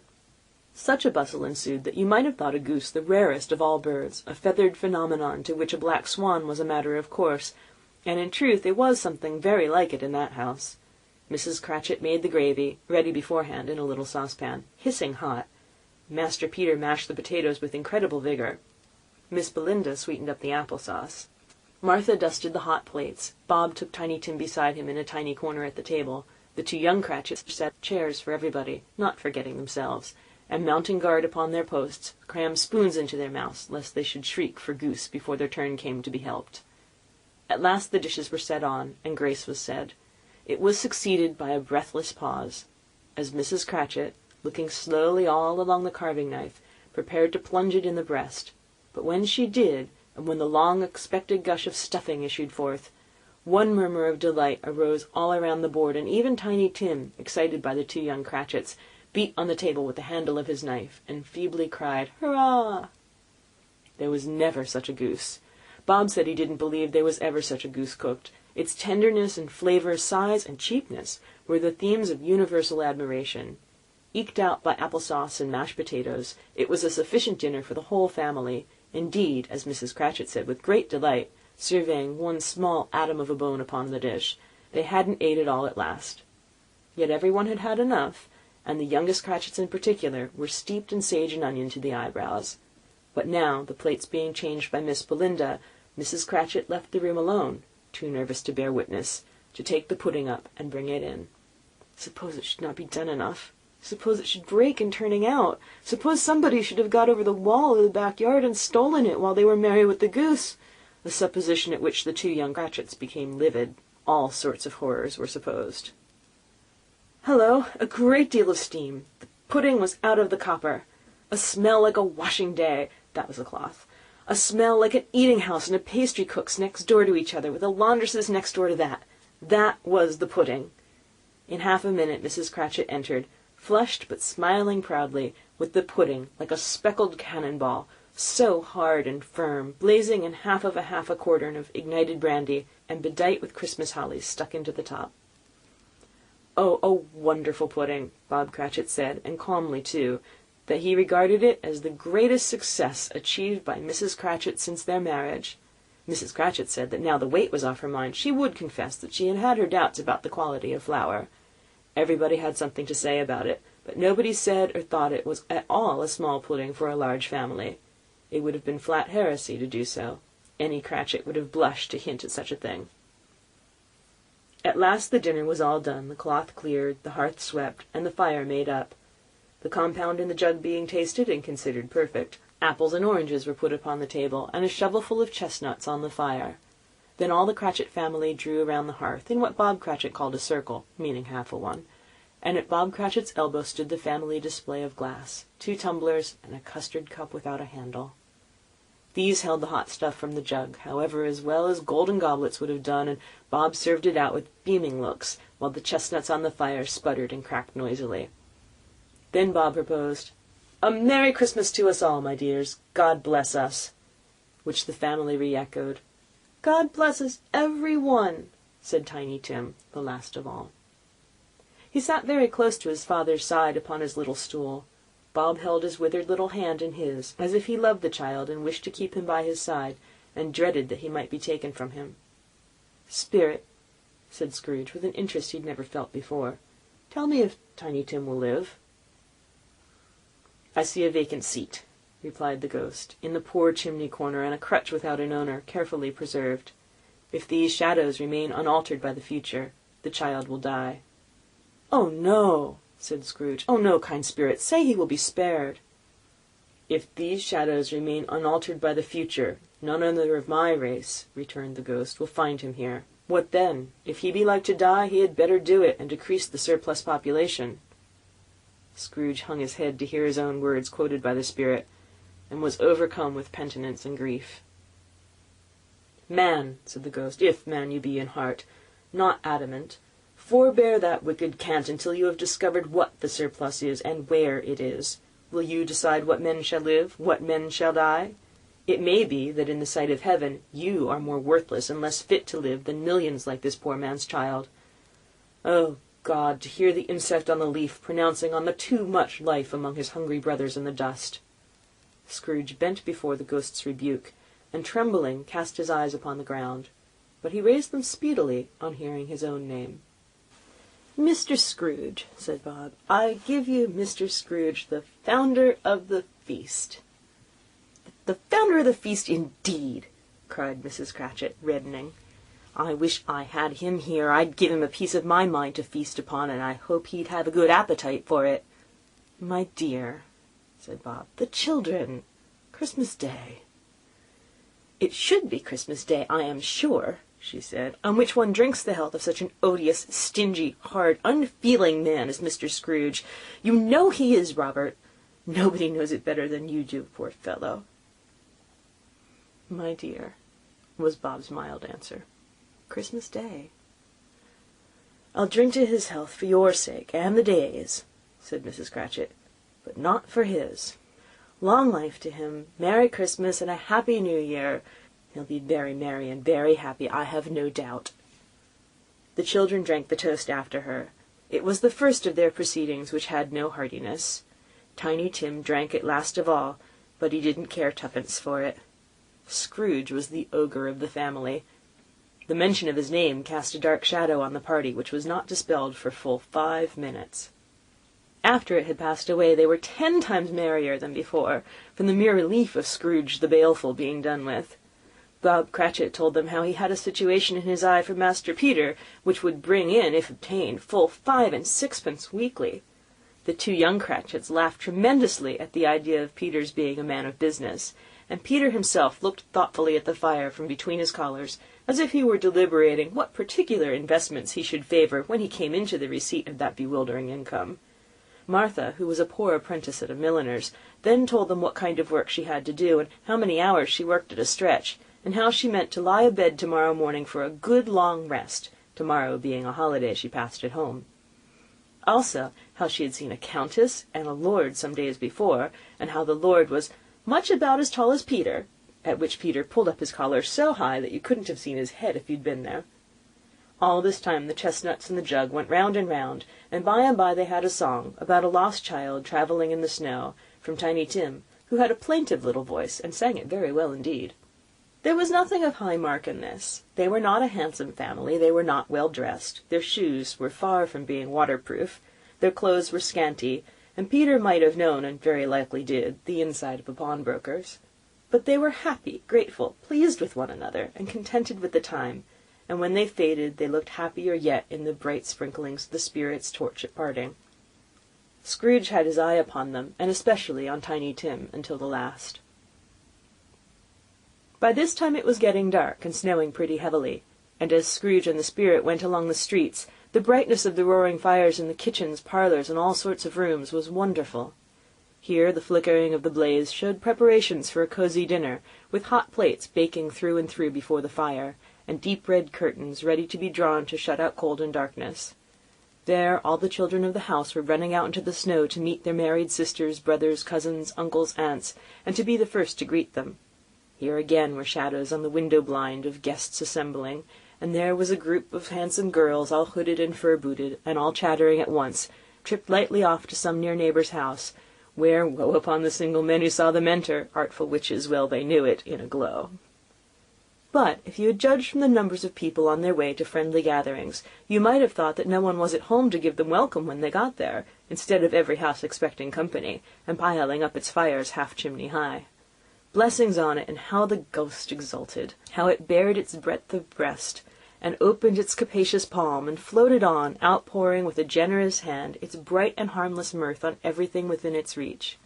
The very lamplighter who ran on before, dotting the dusky street with specks of light, and who was dressed to spend the evening somewhere, laughed out loudly as the spirit passed, though little kenned the lamplighter that he had any company but Christmas. And now, without a word of warning from the ghost, they stood upon a bleak and desert moor, where monstrous masses of rude stone were cast about, as though it were the burial-place of giants, and water spread itself wherever so it listed, or would have done so but for the frost that held it prisoner, and nothing grew but moss and furze and coarse rank grass. Down in the west the setting sun had left a streak of fiery red, which glared upon the desolation for an instant, like a sullen eye, and frowning lower, lower, lower yet, was lost in the thick gloom of darkest night. "What place is this?" asked Scrooge. "A place where miners live, who labour in the bowels of the earth," returned the spirit. "But they know me. See?" A light shone from the window of a hut, and swiftly they advanced toward it. Passing through the wall of mud and stone, they found a cheerful company assembled round a glowing fire. An old man and woman, with their children and their children's children, and another generation beyond that, all decked out gaily in their holiday attire. The old man, in a voice that seldom rose above a howling of the wind upon the barren waste, was singing them a Christmas song. It had been a very old song when he was a boy, and from time to time they all joined in the chorus. So surely as they raised their voices, the old man got quite blithe and loud, and so surely as they stopped, his vigour sank again. The spirit did not tarry here, but bade Scrooge hold his robe, and passing on above the moor, sped whither? Not to sea, to sea. To Scrooge's horror, looking back, he saw the last of the land, a frightful range of rocks behind them, and his ears were deafened by the thundering of water as it rolled and roared and raged among the dreadful caverns it had worn and fiercely tried to undermine the earth. Built upon a dismal reef of sunken rocks, some league or so from shore, on which the waters chafed and dashed the wild year through, there stood a solitary lighthouse. Great heaps of seaweed clung to its base, and storm-birds, born of the wind one might suppose, as seaweed of the water, rose and fell about it like the waves they skimmed. But even here 2 men who watched the light had made a fire, that through the loophole in the thick stone wall shed out a ray of brightness on the awful sea. Joining their horny hands over the rough table at which they sat, they wished each other Merry Christmas in their can of grog, and one of them, the elder too, with his face all damaged and scarred with hard weather, as the figurehead of an old ship might be, struck up a sturdy song that was like a gale in itself. Again the ghost sped on, above the black and heaving sea, on until, being far away, as he told Scrooge, from any shore, they lighted on a ship. They stood beside the helmsman at the wheel, the lookout in the bow, the officers who had the watch, dark ghostly figures in their several stations, but every man among them hummed a Christmas tune, or had a Christmas thought, or spoke below his breath to his companion of some bygone Christmas day, with homeward hopes belonging to it. And every man on board, waking or sleeping, good or bad, had either a kinder word for another on that day than on any day in the year, and had shared to some extent in its festivities, and had remembered those he cared for at a distance, and had known that they delighted to remember him. It was a great surprise to Scrooge, while listening to the moaning of the wind, and thinking what a solemn thing it was to move through the lonely darkness, over an unknown abyss, whose depths were secrets as profound as death. It was a great surprise to Scrooge, while thus engaged, to hear a hearty laugh. It was a much greater surprise to Scrooge to recognize it as his own nephew's, and to find himself in a bright, dry, gleaming room, with the spirit standing smiling by his side, and looking at that same nephew with approving affability. Laughed Scrooge's nephew. If you should happen, by any unlikely chance, to know a man more blessed in a laugh than Scrooge's nephew, all I can say is, I should like to know him too. Introduce him to me, and I'll cultivate his acquaintance. It's a fair, even-handed, noble adjustment of things, that while there is infection and disease and sorrow, there is nothing in the world so irresistibly contagious as laughter and good humour. When Scrooge's nephew laughed in this way, holding his sides, rolling his head, and twisting his face into the most extravagant contortions, Scrooge's niece by marriage laughed as heartily as he, and their assembled friends, being not a bit behindhand, roared out lustily, "He said that Christmas was a humbug, as I live!" cried Scrooge's nephew. "He believed it, too!" "More shame for him, Fred," said Scrooge's niece indignantly. "Bless those women. They never do anything by halves. They are always in earnest." She was very pretty, exceedingly pretty, with a dimpled, surprised-looking capital face, a ripe little mouth that seemed made to be kissed, as no doubt it was, all kinds of good little dots about her chin that melted into one another when she laughed, and the sunniest pair of eyes that you ever saw in any little creature's head. Together she was what you would have called provoking, you know, but satisfactory too. Oh, perfectly satisfactory. "He's a comical old fellow," said Scrooge's nephew. "That's the truth, and not so unpleasant as he might be. However, his offences carry their own punishment, and I have nothing to say against him." "I am sure he is very rich, Fred," hinted Scrooge's niece. "At least you always tell me so." "What of that, my dear?" said Scrooge's nephew. "His wealth is of no use to him. He doesn't do any good with it. He doesn't make himself comfortable with it. He hasn't the satisfaction of thinking that he's ever going to benefit us with it." "I have no patience with him," observed Scrooge's niece. Scrooge's niece's sisters, and all the other ladies, expressed the same opinion. "Oh, I have," said Scrooge's nephew. "I'm sorry for him. I couldn't be angry with him if I tried. Who suffers by his ill whims? Himself, always. Here he takes it into his head to dislike us, and he won't come and dine with us. What's the consequence? He don't lose much of a dinner." "Indeed, I think he loses a very good dinner," interrupted Scrooge's niece. Everybody else said the same, and they must be allowed to have been competent judges, because they had just had dinner, and, with the dessert upon the table, were clustered around the fire by lamplight. "Well, I'm very glad to hear it," said Scrooge's nephew, "because I haven't got great faith in these young housekeepers. What do you say, Topper?" Topper had clearly got his eye upon one of Scrooge's niece's sisters, for he answered that a bachelor was a wretched outcast who had no right to express an opinion on the subject. Whereat Scrooge's niece's sister, the plump one with the lace tucker, not the one with the roses, blushed. "Do go on, Fred," said Scrooge's niece, clapping her hands. "He never finishes what he begins to say. He's such a ridiculous fellow." Scrooge's nephew revelled in another laugh, and as it was impossible to keep the infection off, though the plump sister tried hard to do it with aromatic vinegar, his example was unanimously followed. "I was only going to say," said Scrooge's nephew, "that the consequence of his taking a dislike to us, and not making merry with us, is, as I think, that he loses some pleasant moments, which could do him no harm. I am sure he loses pleasanter companions than he can find in his own thoughts, either in his mouldy old office or his dusty chambers. I mean to give him the same chance every year, whether he likes it or not, for I pity him. He may rail at Christmas till he dies, but he can't help thinking better of it. I defy him. If he finds me going there in good temper year after year, and saying, 'Uncle Scrooge, how are you?' if it only puts him in the vein to leave his poor clerk £50, that's something. And I think I shook him yesterday." It was their turn to laugh now at the notion of his shaking Scrooge.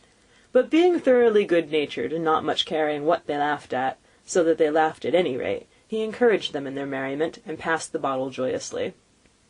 After tea they had some music, for they were a musical family, and knew what they were about when they sung a glee or catch, I can assure you. Especially Topper, who could growl away in the bass like a good one, and never swell the large veins in his forehead or get red in the face over it. Scrooge's niece played well upon the harp, and played among other tunes a simple little air, a mere nothing, you might learn to whistle it in 2 minutes, which had been familiar to the child who fetched Scrooge from the boarding-school, as he had been reminded by the ghost of Christmas past. When this strain of music sounded, all the things that ghost had shown him came upon his mind. He softened more and more, and thought that if he could have listened to it often years ago, he might have cultivated the kindness of life for his own happiness with his own hands, without resorting to the sexton's spade that buried Jacob Marley. But they didn't devote the whole evening to music. After a while they played at forfeits, for it is good to be children sometimes, and never better than at Christmas, when its mighty founder was a child himself. Stop. There was first a game at Blind Man's Bluff. Of course there was. And I no more believe Topper was really blind than I believe he had eyes in his boots. My opinion is that it was a done thing between him and Scrooge's nephew, and that the ghost of Christmas Present knew it. The way he went after that plump sister in the lace tucker was an outrage on the credulity of human nature. Knocking down the fire-irons, tumbling over the chairs, bumping against the piano, smothering himself among the curtains. Wherever she went, there went he. He always knew where the plump sister was. He wouldn't catch anybody else. If you'd fallen up against him, as some of them did, on purpose, He would have made a feint of endeavouring to seize you, which would have been an affront to your understanding, and would instantly have sidled off in the direction of the plump sister. She often cried out that it wasn't fair, and it really was not. But when at last he caught her, when, in spite of all her silken rustlings and her rapid flutterings past him, he got her into a corner whence there was no escape, then his conduct was the most execrable, for his pretending not to know her, his pretending that it was necessary to touch her head-dress, and further to assure himself of her identity by pressing a certain ring upon her finger and a certain chain about her neck, was vile, monstrous. No doubt she told him her opinion of it, when, another blind man being in office, they were so very confidential together behind the curtains. Scrooge's niece was not one of the blind man's buff party, but was made comfortable with a large chair and a footstool in a snug corner where the ghost and Scrooge were close behind her. But she joined in the forfeits, and loved her love to admiration with all the letters of the alphabet. Likewise, at the game of how, when, and where, she was very great, and to the secret joy of Scrooge's nephew, beat her sisters hollow, though they were sharp girls too, as Topper could have told you. There might have been 20 people there, young and old, but they all played, and so did Scrooge, for wholly forgetting, in the interest he had in what was going on, that his voice made no sound in their ears. He sometimes came out with his guess quite loud, and very often guessed quite right, too, for the sharpest needle, the best Whitechapel, warranted not to cut in the eye, was not sharper than Scrooge, blunt as he took it in his head to be. The ghost was greatly pleased to find him in this mood, and looked upon him with such favour, that he begged like a boy to be allowed to stay until the guests departed. But this the spirit said could not be done. "Here is a new game," said Scrooge. "1 half-hour, spirit, only one."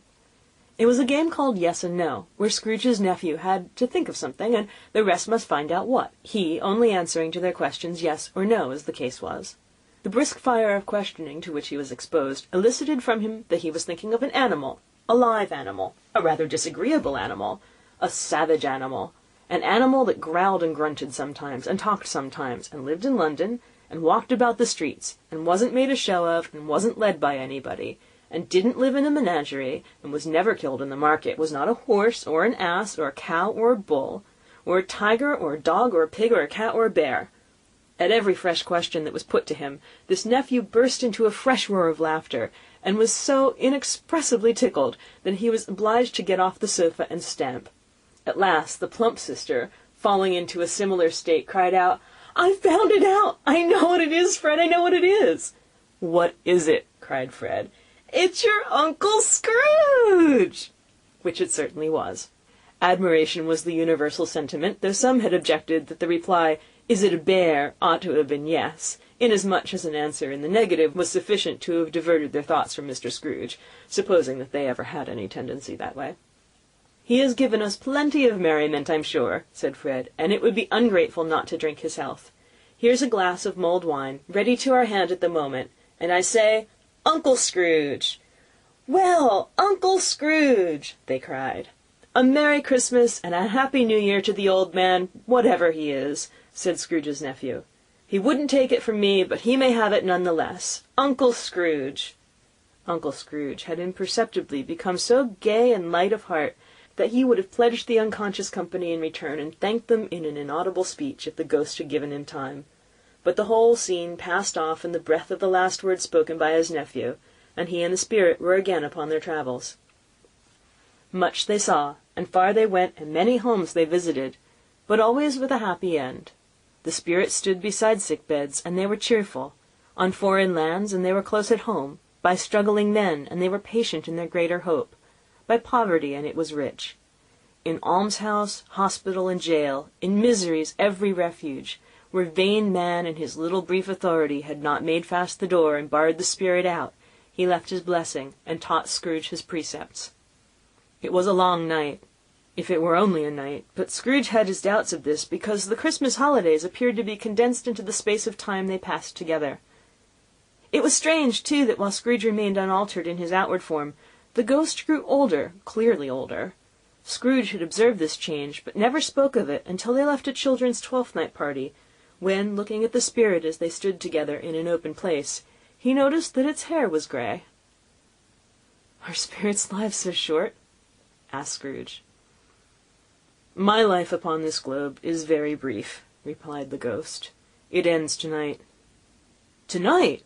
cried Scrooge. "To-night at midnight. Hark, the time is drawing near." The chimes were ringing the 11:15 at that moment. "Forgive me if I am not justified in what I ask," said Scrooge, looking intently at the spirit's robe. "But I see something strange and not belonging to yourself protruding from your skirts.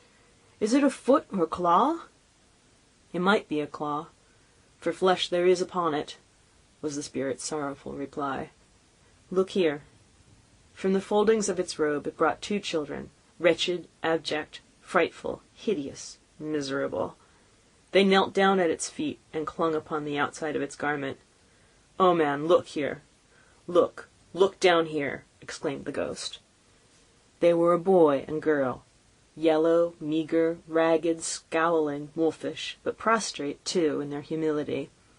Where graceful youth should have filled their features out and touched them with its freshest tints, a stale and shriveled hand, like that of age, had pinched and twisted them, and pulled them into shreds.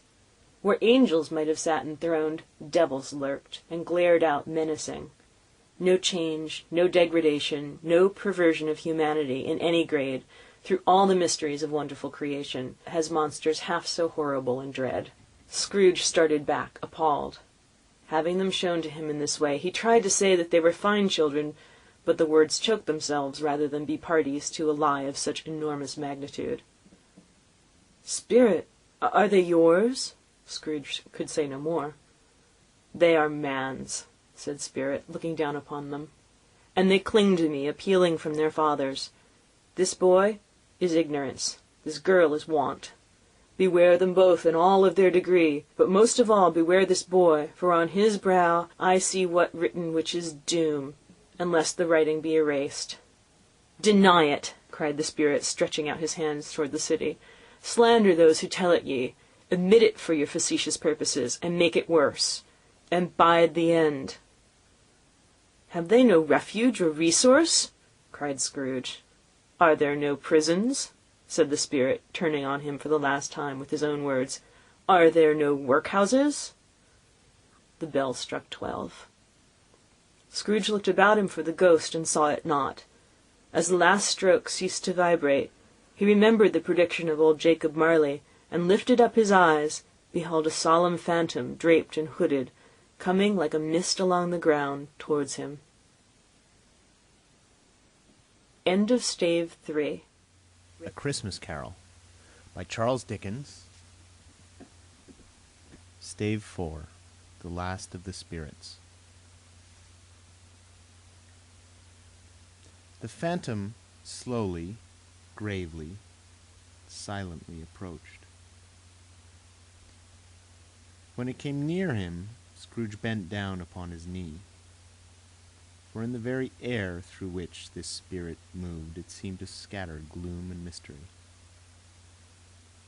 It was shrouded in a deep black garment, which concealed its head, its face, its form, and left nothing of it visible, save one outstretched hand. But for this it would have been difficult to detach its figure from the night, and separate it from the darkness by which it was surrounded. He felt that it was tall and stately when it came beside him, and that its mysterious presence filled him with a solemn dread.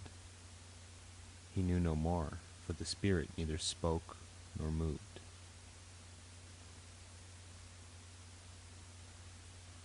"I am in the presence of the ghost of Christmas yet to come," said Scrooge.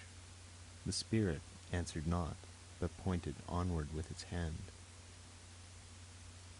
"You are about to show me shadows of the things that have not happened, but will happen in the time before us," Scrooge pursued. "Is that so, spirit?" The upper portion of the garment was contracted for an instant in its folds, as if the spirit had inclined its head. That was the only answer he received. Although well used to ghostly company by this time, Scrooge feared the silent shape so much that his legs trembled beneath him, and he found that he could hardly stand when he prepared to follow it. The spirit paused a moment, as observing this condition, and giving him time to recover. But Scrooge was all the worse for this. It thrilled him with a vague, uncertain horror to know that behind the dusky shroud there were ghostly eyes intently fixed upon him, while he, though he stretched his own to the utmost, could see nothing but a spectral hand and one great heap of black. "Ghost of the future!" he exclaimed. "I fear you more than any spectre I have seen. But as I know your purpose is to do me good, and as I hope to live to be another man from what I was, I am prepared to bear you company, and do it with a thankful heart. Will you not speak to me?" It gave him no reply. The hand was pointed straight before them. "Lead on," said Scrooge. "Lead on. The night is waning fast, and it is precious time to me, I know. Lead on, spirit." The phantom moved away as it had come towards him. Scrooge followed in the shadow of its dress, which bore him up, he thought, and carried him along. They scarcely seemed to enter the city, for the city rather seemed to spring up about them and encompass them of its own act. But there they were, in the heart of it, on 'change among the merchants, who hurried up and down, and chinked the money in their pockets, and conversed it in groups, and looked at their watches, and trifled thoughtfully with their great gold seals, and so forth, as Scrooge had seen them often. The spirit stopped beside one little knot of business men. Observing that the hand was pointed to them, Scrooge advanced to listen to their talk. "No," said a great fat man with a monstrous chin. "I don't know much about it either way. I only know he's dead." "When did he die?" inquired another. "Last night, I believe." "Why, what was the matter with him?" asked a third, taking a vast quantity of snuff out of a very large snuff-box. "I thought he'd never die." "God knows," said the first with a yawn. "What has he done with his money?" asked a red-faced gentleman with a pendulous excrescence on the end of his nose that shook like the gills of a turkey-cock. "Oh, I haven't heard," said the man with the large chin, yawning again. "Left it to his company, perhaps. He hasn't left it to me, that's all I know." This pleasantry was received with a general laugh. "It's likely to be a very cheap funeral," said the same speaker, "for upon my life I don't know of anyone to go to it. Suppose we make up a party and volunteer?"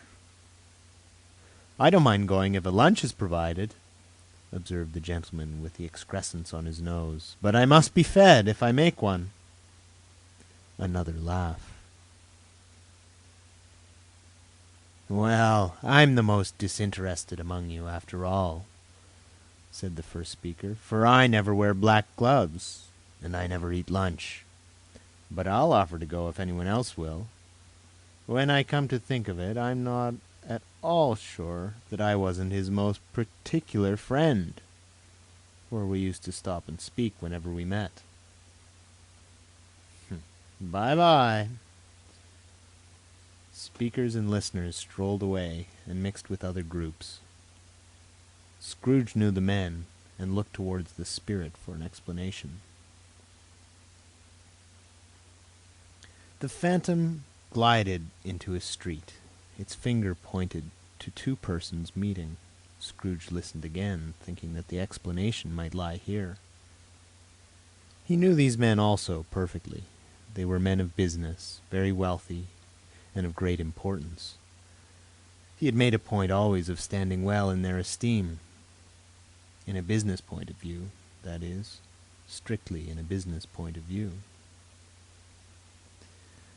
"How are you?" said one.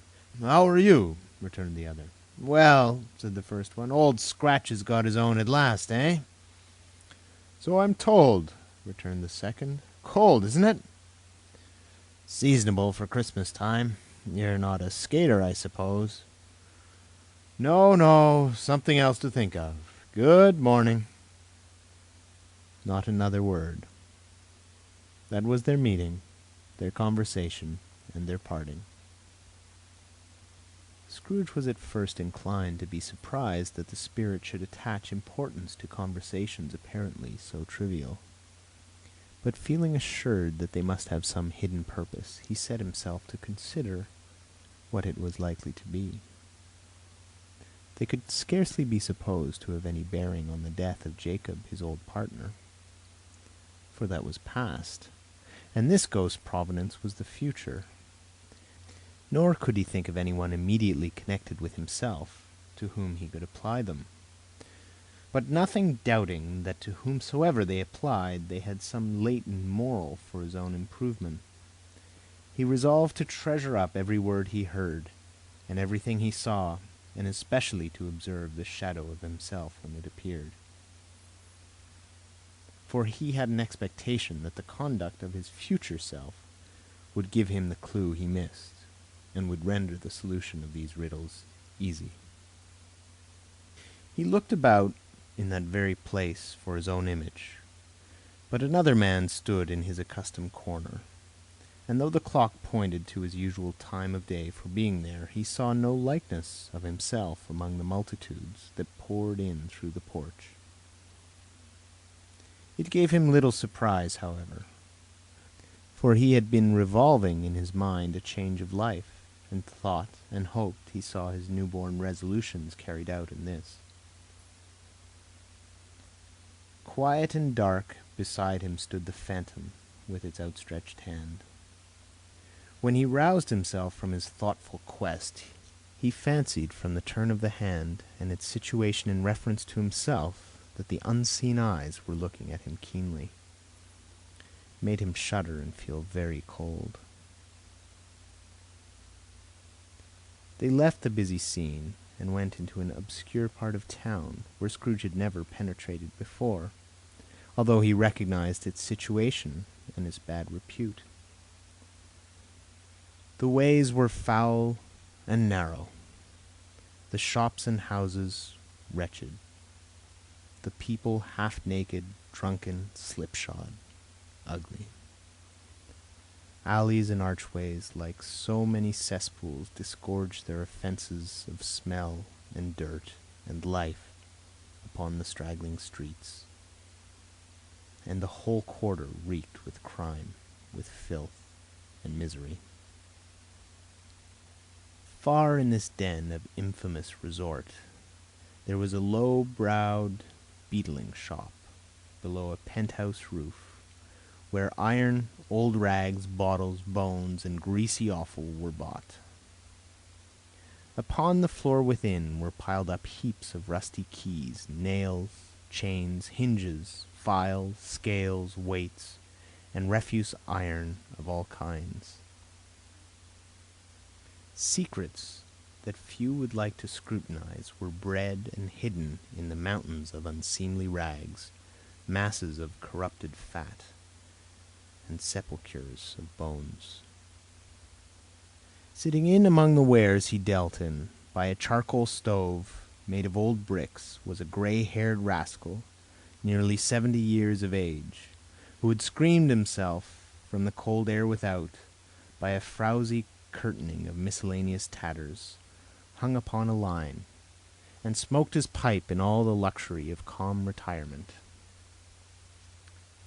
Scrooge and the Phantom came into the presence of this man, just as a woman with a heavy bundle slunk into the shop.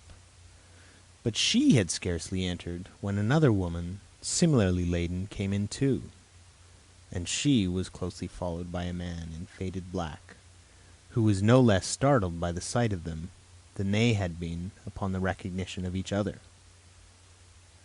After a short period of blank astonishment, in which the old man with the pipe joined them, they all three burst into a laugh.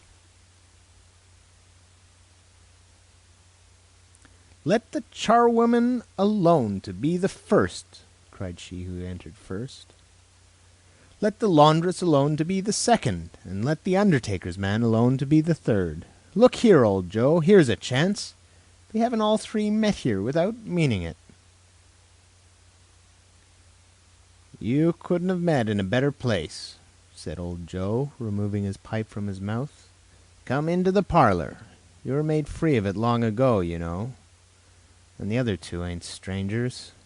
Stop till I shut the door of the shop. Ah, how it shrieks! There ain't such a rusty bit of metal in the place as its own hinges, I believe. And I'm sure there's no such old bones here as mine. Ha! We're all suitable to our calling. We're well matched. Come into the parlor. Come into the parlor." The parlor was the space behind the screen of rags. The old man raked the fire together with the old stair-rod, and having trimmed his smoky lamp, for it was night, with the stem of his pipe, put it in his mouth again. While he did this, the woman who had already spoken threw her bundle on the floor and sat down in a flaunting manner on a stool, crossing her elbows on her knees, and looking with a bold defiance at the other two. "What odds, then? What odds, Mrs. Dilber?" said the woman. "Every person has a right to take care of themselves. He always did." "That's true indeed," said the laundress. "No man more so." "Why, then, don't stand staring as if you was afraid, woman. Who's the wiser? We're not going to pick holes in each other's coats, I suppose." "No, indeed," said Mrs. Dilbert and the man together. "We should hope not."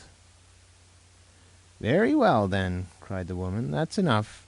Who's the worse for the loss of a few things like these? Not a dead man, I suppose." "No, indeed," said Mrs. Dilber, laughing.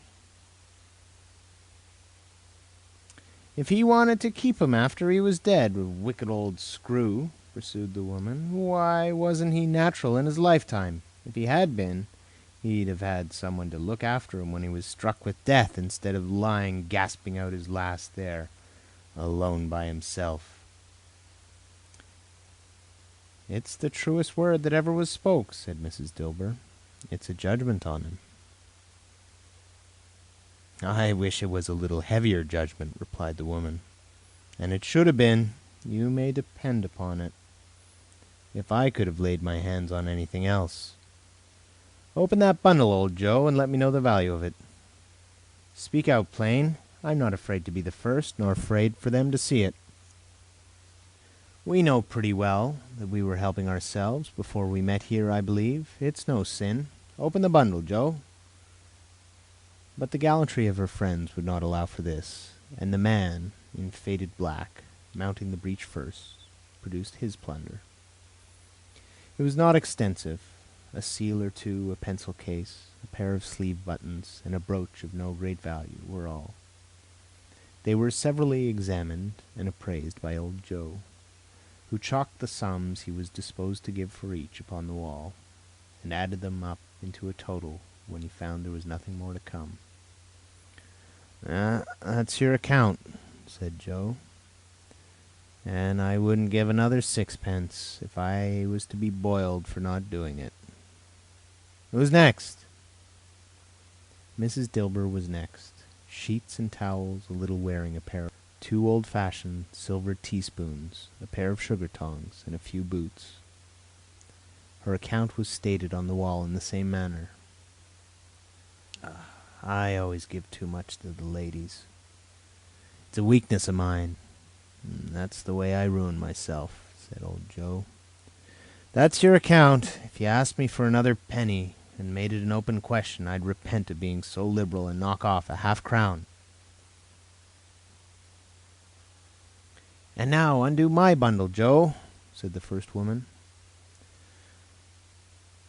Joe went down on his knees for the greater convenience of opening it, and having unfastened a great many knots, dragged out a large and heavy roll of some dark stuff. "What do you call this?" said Joe. "Bed curtains." "Ah, returned the woman, laughing and leaning forward on her crossed arms. "Bed curtains!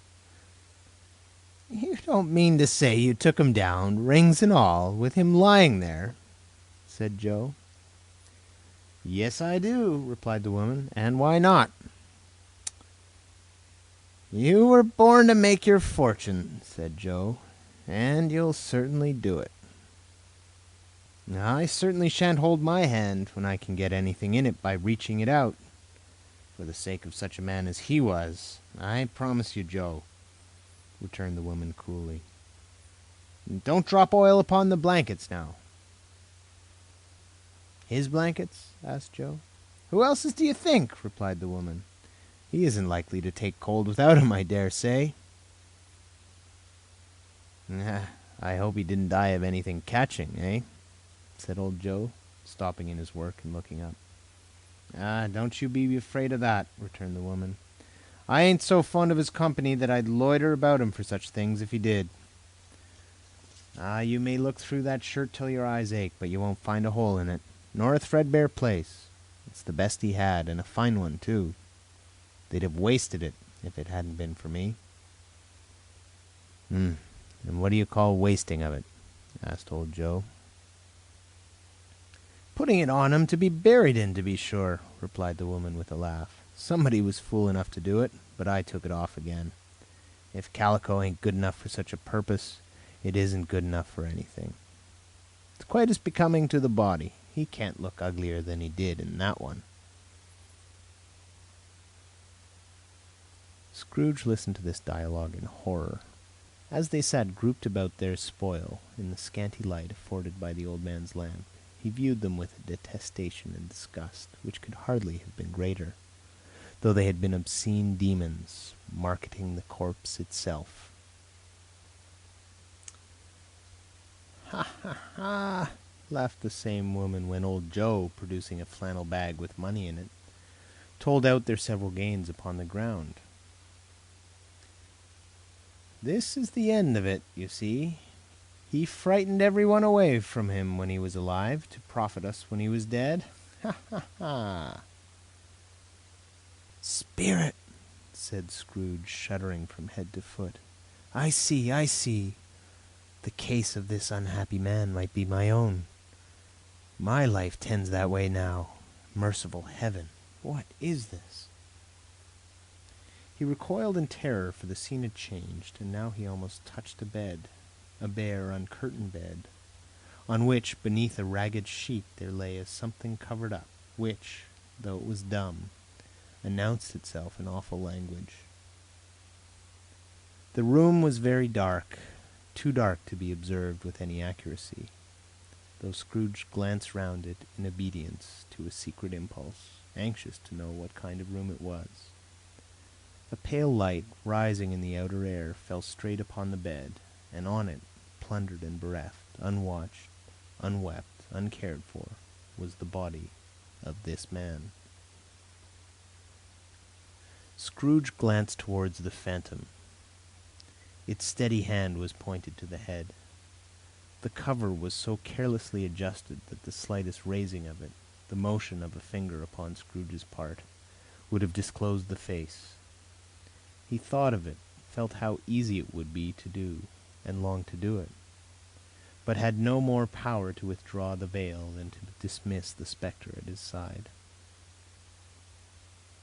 Oh, cold, cold, rigid, dreadful death, set upon thine altar here, and dress it with such terrors as thou hast at thy command, for this is thy dominion.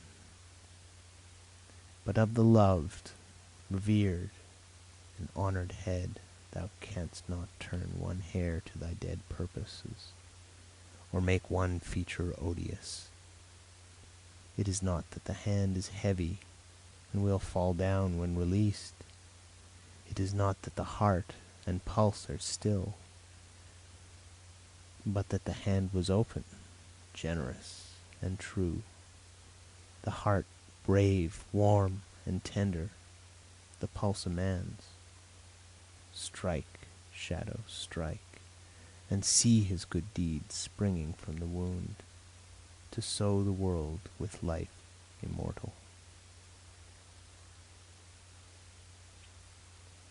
No voice produced these words in Scrooge's ears, and yet he heard them when he looked upon the bed. He thought, if this man could be raised up now, what would be his foremost thoughts? Avarice, hard dealing, griping cares? They have brought him a rich end, truly.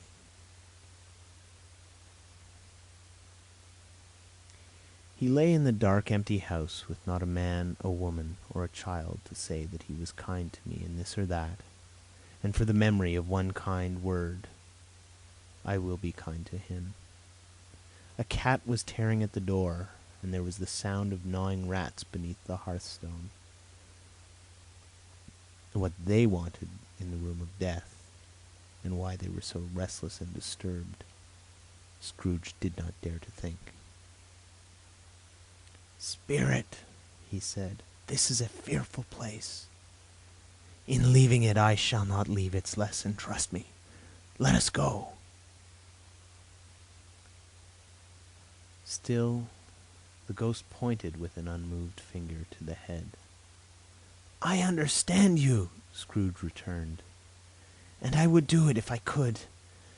But I have not the power, Spirit. I have not the power." And it seemed to look upon him. "If there is any person in the town who feels emotion caused by this man's death," said Scrooge, quite agonized, "show that person to me, Spirit. I beseech you." The phantom spread its dark robe before him a moment, like a wing, and withdrawing it, revealed a room by daylight where a mother and her children were. She was expecting someone, and with anxious eagerness, for she walked up and down the room, started at every sound, looked out from the window, glanced at the clock, tried, but in vain, to work with her needle, and could hardly bear the voices of the children in their play. At length the long-expected knock was heard. She hurried to the door and met her husband, a man whose face was careworn and depressed, though he was young. There was a remarkable expression in it now, a kind of serious delight, of which he felt ashamed, and which he struggled to repress. He sat down to the dinner that had been hoarding for him by the fire, and when she asked him faintly what news, which was not until after a long silence, he appeared embarrassed how to answer. "Is it good," she said, "or bad?" to help him. "Bad," he answered. "We are quite ruined?" "No, there is hope yet, Caroline." "If he relents," she said, amazed, "there is. Nothing is past hope, if such a miracle has happened." "He's past relenting," said her husband. "He is dead." She was a mild and patient creature, if her face spoke truth, but she was thankful in her soul to hear it, and said so, with clasped hands. She prayed forgiveness the next moment, and was sorry, but the first was the emotion of her heart. "What the half-drunken woman whom I told you of last night said to me, when I tried to see him and obtain a week's delay, and what I thought was a mere excuse to avoid me, turns out to have been quite true. He was not only very ill, but dying then. To whom will our debt be transferred?" "I don't know, but before that time we shall be ready with the money, and even though we were not, it would be a bad fortune indeed to find so merciless a creditor in his successor. We may sleep tonight with light hearts, Caroline." Yes, soften it as they would, their hearts were lighter. The children's faces hushed and clustered round to hear what they so little understood were brighter, and it was a happier house for this man's death. The only emotion that the ghost could show him, caused by the event, was one of pleasure. "Let me see some tenderness connected with a death," said Scrooge, "or that dark chamber spirit which we just left now will be forever present to me."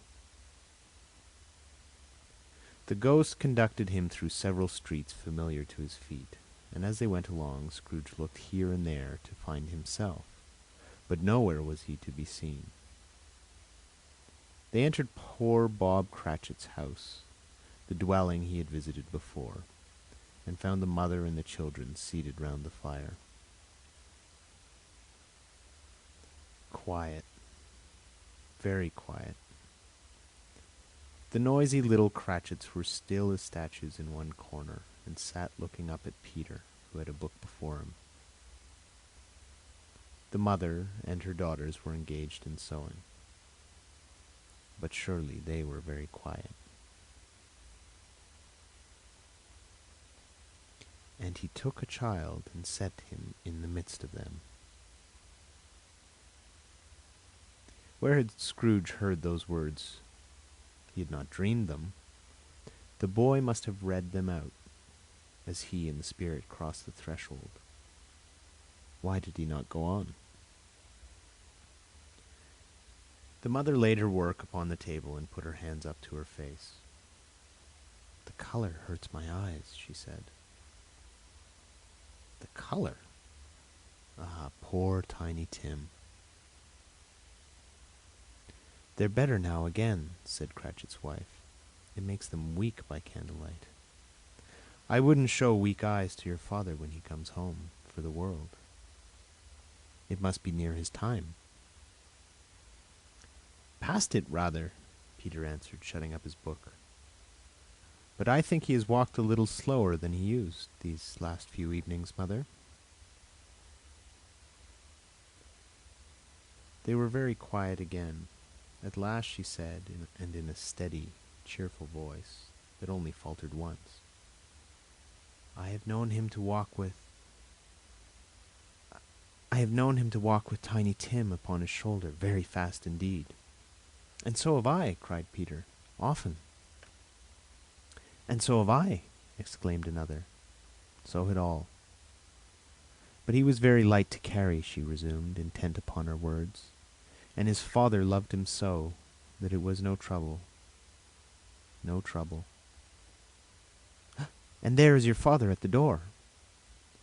She hurried out to meet him, and little Bob, in his comforter, he had need of it, poor fellow, came in. His tea was ready for him on the hob, and they all tried who should help him to it most. Then the two young Cratchits got upon his knees and laid, each child a little cheek against his face, as if they said, "Don't mind it, father. Don't be grieved." Bob was very cheerful with them, and spoke pleasantly to all the family. He looked at the work upon the table, and praised the industry and speed of Mrs. Cratchit and the girls. They would be done long before Sunday, he said. "Sunday? You went today, then, Robert?" said his wife. "Yes, my dear," returned Bob. "I wish you could have gone. It would have done you good to see how green a place it is. But you'll see it often. I promised him that I would walk there on a Sunday." "My little child," cried Bob. "My little child." He broke down all at once. He couldn't help it. If he could have helped it, he and his child would have been farther apart than they were. He left the room and went upstairs into the room above, which was lighted cheerfully and hung with Christmas. There was a chair set close beside the child, and there were signs of someone having been there lately. Poor Bob sat down in it, and when he had thought a little and composed himself, he kissed the little face. He was reconciled to what had happened, and went down again, quite happy. They drew about the fire and talked, the girls and mother working still. Bob told them of the extraordinary kindness of Mr. Scrooge's nephew, whom he had scarcely seen but once, and who, meeting him in the street that day, and seeing that he looked just a little down, you know, said Bob,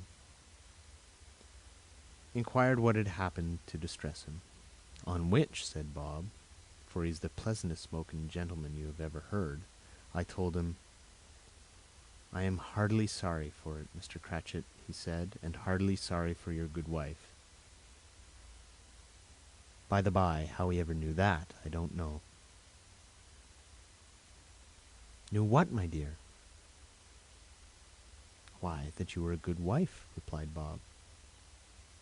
Everybody knows that, said Peter. Very well observed, my boy, cried Bob. I hope they do. Heartily sorry, he said, for your good wife. If I can be of service to you in any way, he said, giving me his card, that's where I live. Pray, come to me. Now it wasn't, cried Bob, for the sake of anything he might be able to do for us, so much as for his kind way, that this was quite delightful. It really seemed as if he had known our Tiny Tim, and felt with us. Well, I'm sure he's a good soul, said Mrs. Cratchit. You would be sure of it, my dear, returned Bob, if you saw and spoke to him. I shouldn't be at all surprised, mark what I say, if he got Peter a better situation. Only hear that, Peter, said Mrs. Cratchit. And then, cried one of the girls, Peter will be keeping company with someone and setting up for himself. Get along with you, retorted Peter, grinning. It's just as likely as not, said Bob, one of these days, though there's plenty of time for that, my dear. But however and whenever we part from one another, I'm sure we shall none of us forget poor Tiny Tim, shall we? Or this first parting that there was among us. Never, father, cried they all. And I know, said Bob, I know, my dears, that when we recollect how patient and mild he was, although he was little, a little child, we shall not quarrel easily among ourselves and forget poor Tiny Tim in doing it. No, never, father, they all cried again. I'm very happy, said little Bob. I am very happy. Mrs. Cratchit kissed him, his daughters kissed him, the two young Cratchits kissed him, and Peter and himself shook hands. Spirit of Tiny Tim, thy childish essence was from God. Spectre, said Scrooge, something informs me that our parting moment is at hand. I know it, but I know not how. Tell me what man that was whom we saw lying dead. The ghost of Christmas yet to come conveyed him, as before, though at a different time, he thought. Indeed, there seemed no order in these latter visions, save that they were in the future, into the resorts of business men, but showed him not himself. Indeed, the spirit did not stay for anything, but went straight on, as to the end just now desired, until besought by Scrooge to tarry for a moment. This court, said Scrooge, through which we hurry now, is where my place of occupation is, and has been for a length of time. I see the house. Let me behold what I shall be in days to come. The spirit stopped. The hand was pointed elsewhere. The house is yonder, Scrooge exclaimed. Why do you point away? The inexorable finger underwent no change. Scrooge hastened to the window of his office and looked in. It was an office still, but not his. The furniture was not the same, and the figure in the chair was not himself.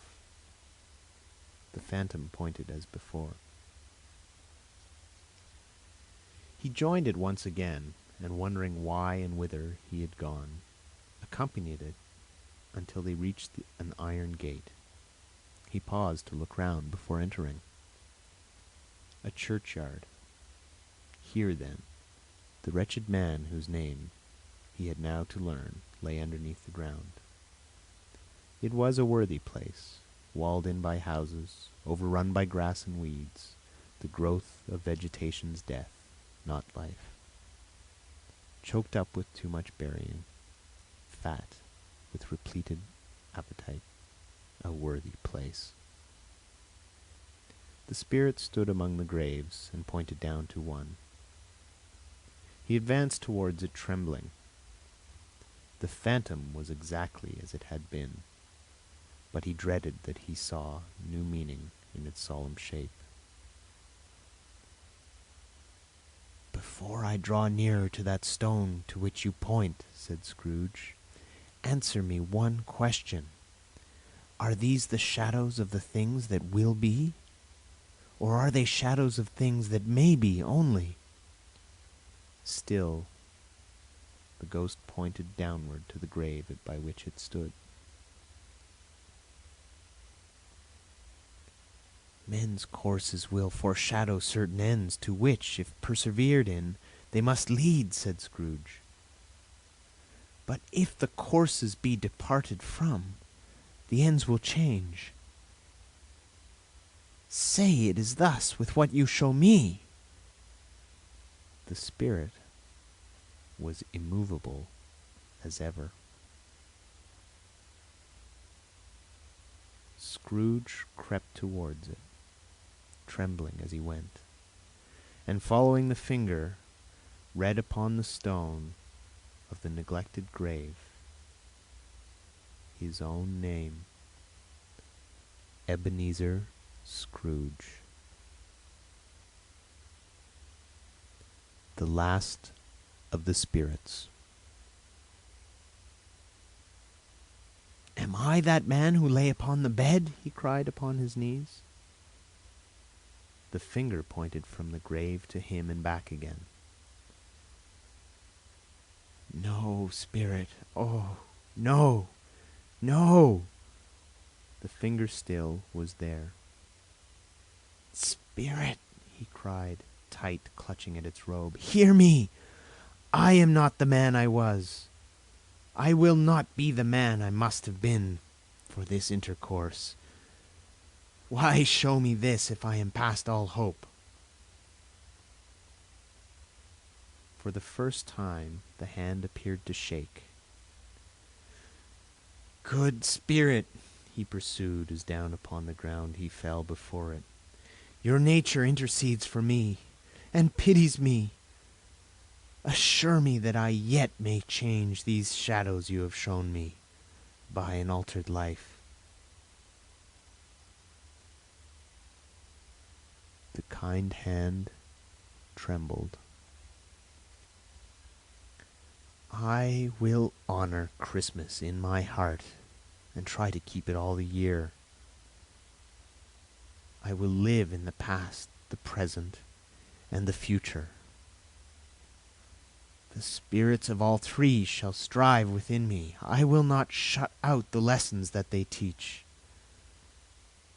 Oh, tell me I may sponge away the writing on this stone." In his agony he caught the spectral hand. It sought to free itself, but he was strong in his entreaty and detained it. The spirit, stronger yet, repulsed him. Holding up his hand in a last prayer to have his fate reversed, he saw an alteration in the phantom's hood and dress. It shrunk, collapsed, and dwindled down into a bedpost. End of Stave 4. A Christmas Carol by Charles Dickens. Chapter 5. The end of it. Yes, and the bedpost was his own. The bed was his own. The room was his own. Best and happiest of all, the time before him was his own, to make amends in. I will live in the past, the present, and the future, Scrooge repeated, as he scrambled out of bed. "The spirits of all three shall strive within me. O Jacob Marley! Heaven and the Christmas time be praised for this. I say it on my knees, old Jacob, on my knees." He was so fluttered and so glowing with his good intentions that his broken voice would scarcely answer to his call. He had been sobbing violently in his conflict with the spirit, and his face was wet with tears. "They are not torn down," cried Scrooge, folding one of his bed curtains in his arms. "They are not torn down, rings and all.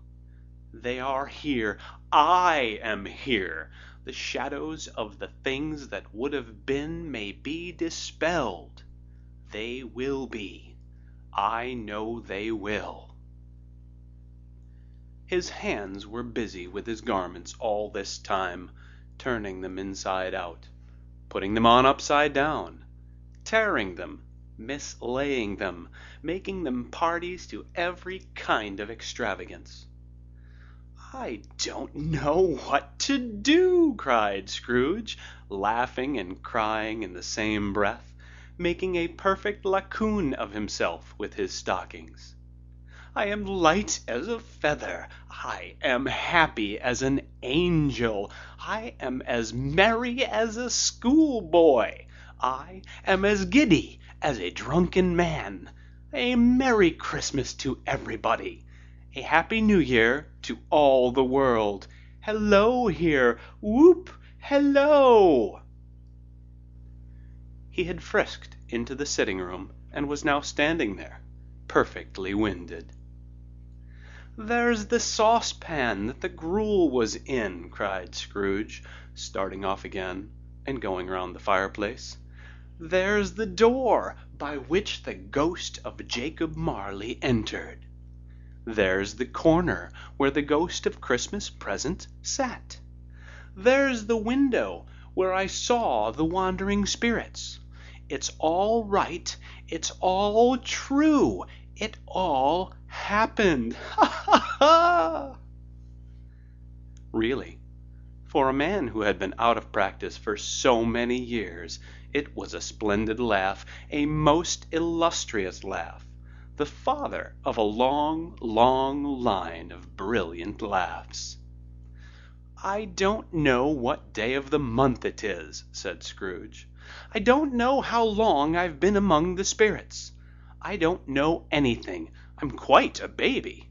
Never mind. I don't care. I'd rather be a baby. Hello! Whoop! Hello here!"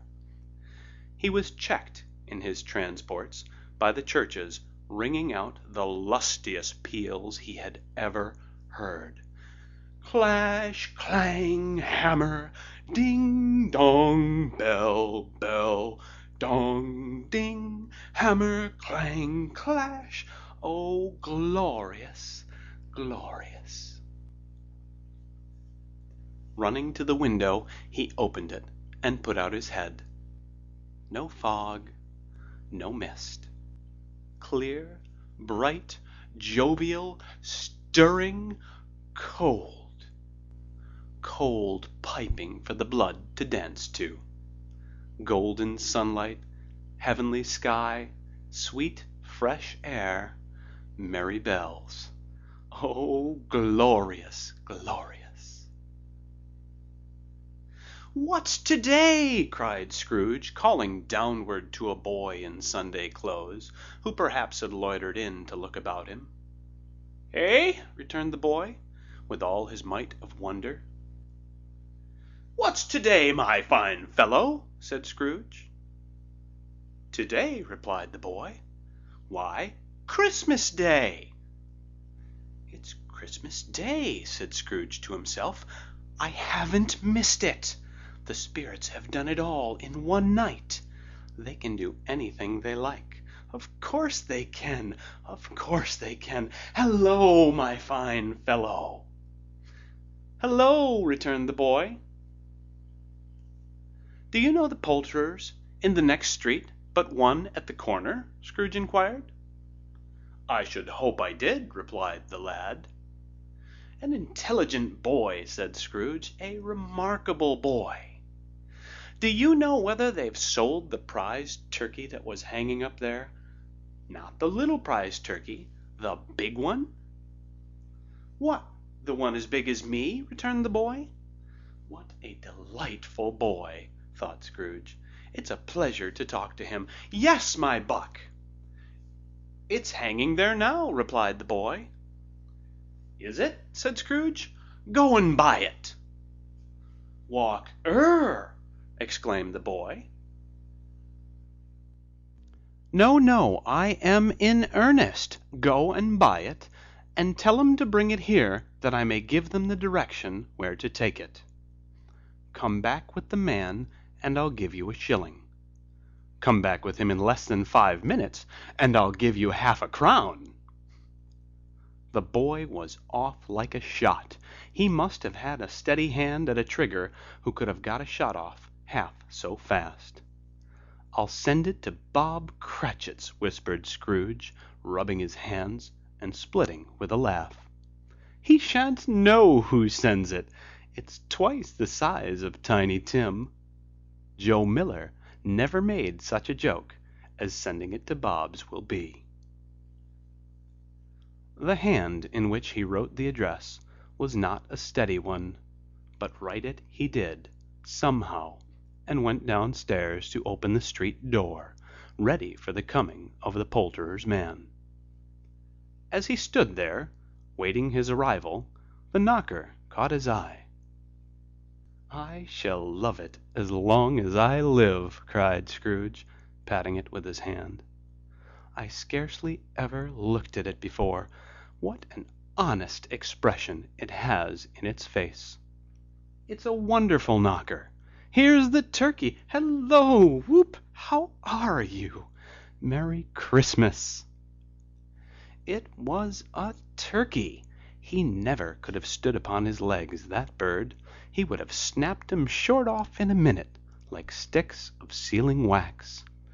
"Why, it's impossible to carry that to Camden Town," said Scrooge.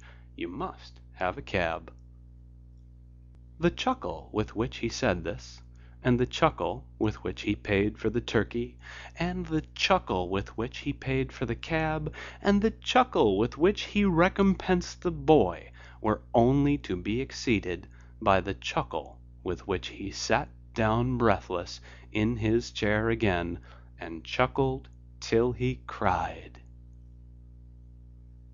Shaving was not an easy task, for his hand continued to shake very much, and shaving requires attention, even when you don't dance while you are at it. But if he had cut the end of his nose off, he would have put a piece of sticking plaster over it, and been quite satisfied. He dressed himself, all in his best, and at last got out into the streets. The people were by this time pouring forth, as he had seen them with the ghost of Christmas Present, and walking with his hands behind him, Scrooge regarded every one with a delighted smile. He looked so irresistibly pleasant, in a word, that 3 or 4 good-humored fellows said, "Good morning, sir. A Merry Christmas to you." And Scrooge said often afterwards that of all the blithe sounds he had ever heard, these were the blithest in his ears. He had not gone far when, coming on towards him, he beheld the portly gentleman who had walked into his counting-house the day before, and said, "Scrooge and Marley's, I believe?" It sent a pang across his heart to think how this old gentleman would look upon him when they met, but he knew what path lay straight before him, and he took it. "My dear sir," said Scrooge, quickening his pace, and taking the old gentleman by both his hands, "how do you do? I hope you succeeded yesterday. It was very kind of you. A Merry Christmas to you, sir." "Mr. Scrooge?" "Yes," said Scrooge, "that is my name, and I fear it may not be pleasant to you. Allow me to ask your pardon. And will you have the goodness—" here Scrooge whispered in his ear. "Lord bless me!" cried the gentleman, as if his breath were taken away. "My dear Mr. Scrooge, are you serious?" "If you please," said Scrooge, "not a farthing less. A great many back payments are included in it, I assure you. Will you do me that favor?" "My dear sir," said the other, shaking hands with him, "I don't know what to say to such "Don't say anything, please," retorted Scrooge. "Come and see me. Will you come and see me?" "I will," cried the old gentleman, and it was clear he meant to do it. "Thank'ee," said Scrooge. "I am much obliged to you. I thank you 50 times. Bless you." He went to church, and walked about the streets, and watched the people hurrying to and fro, and patted children on the head, and questioned beggars, and looked down into the kitchens of houses, and up to the windows, and found that everything could yield him pleasure.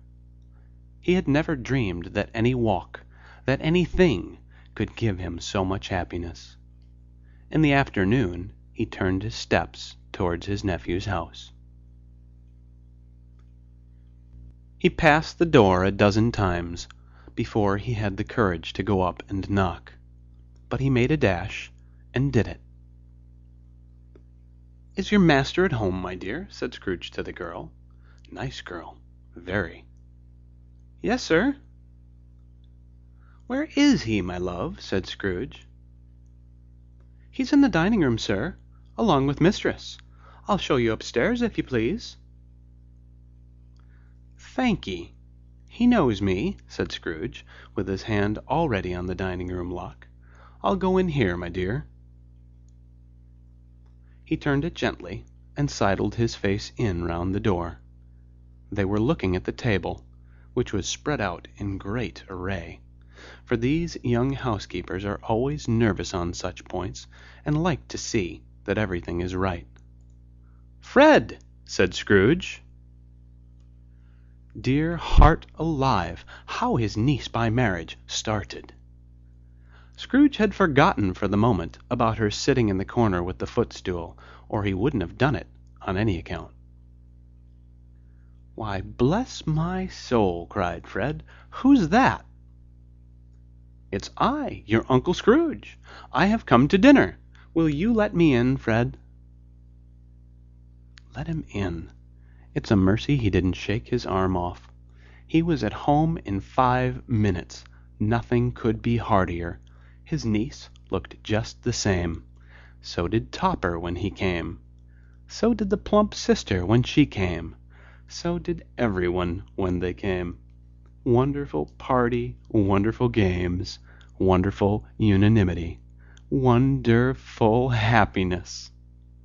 But he was early at the office next morning. Oh, he was early there. If he could only be there first, and catch Bob Cratchit coming late, that was the thing he had set his heart upon. And he did it. Yes, he did. The clock struck 9. No Bob. 1/4 past. No Bob. He was full 18 minutes and a half behind his time. Scrooge sat with his door wide open, that he might see him come into the tank. His hat was off before he opened the door, his comforter too. He was on his stool in a jiffy, driving away with his pen, as if he were trying to overtake 9 o'clock. "Hello!" growled Scrooge in his accustomed voice, as near as he could feign it. "What do you mean by coming here at this time of day?" "I am very sorry, sir," said Bob. "I am behind my time." "You are?" repeated Scrooge. "Yes, I think you are. Step this way, sir, if you please." "It's only once a year, sir," pleaded Bob, appearing from the tank. "It shall not be repeated. I was making rather merry yesterday, sir." "Now I'll tell you what, my friend," said Scrooge. "I am not going to stand this sort of thing any longer, "And therefore," he continued, leaping from his stool, and giving Bob such a dig in the waistcoat that he staggered back into the tank again, "and therefore I am about to raise your salary." Bob trembled and got a little nearer to the ruler. He had a momentary idea of knocking Scrooge down with it, holding him, and calling to the people in the court for help and a straight waistcoat. "A Merry Christmas, Bob," said Scrooge, with an earnestness that could not be mistaken, as he clapped him on the back. "A merrier Christmas, Bob, my good fellow, than I have given you for many a year. I'll raise your salary, and endeavor to assist your struggling family, and we will discuss your affairs this very afternoon over a Christmas bowl of smoking bishop, Bob. Make up the fires, and buy another coal scuttle before you dot another I, Bob Cratchit." Scrooge was better than his word. He did it all, and infinitely more. And to Tiny Tim, who did not die, he was a second father. He became as good a friend, as good a master, and as good a man as the good old city knew, or as any other good old city, town, or borough in the good old world. Some people laughed to see the alteration in him, but he let them laugh, and little heeded them, for he was wise enough to know that nothing ever happened on this globe for good at which some people did not have their fill of laughter in the outset. And knowing that such as these would be blind anyway, he thought it quite as well that they should wrinkle up their eyes in grins as have the malady in less attractive forms. His own heart laughed, and that was quite enough for him. He had no further intercourse with spirits, but lived upon the total abstinence principle ever afterwards. And it was always said of him that he knew how to keep Christmas well, if any man alive possessed the knowledge. May that be truly said of us, and all of us. And so, as Tiny Tim observed, God bless us, every one. End of chapter 5. End of A Christmas Carol by Charles Dickens.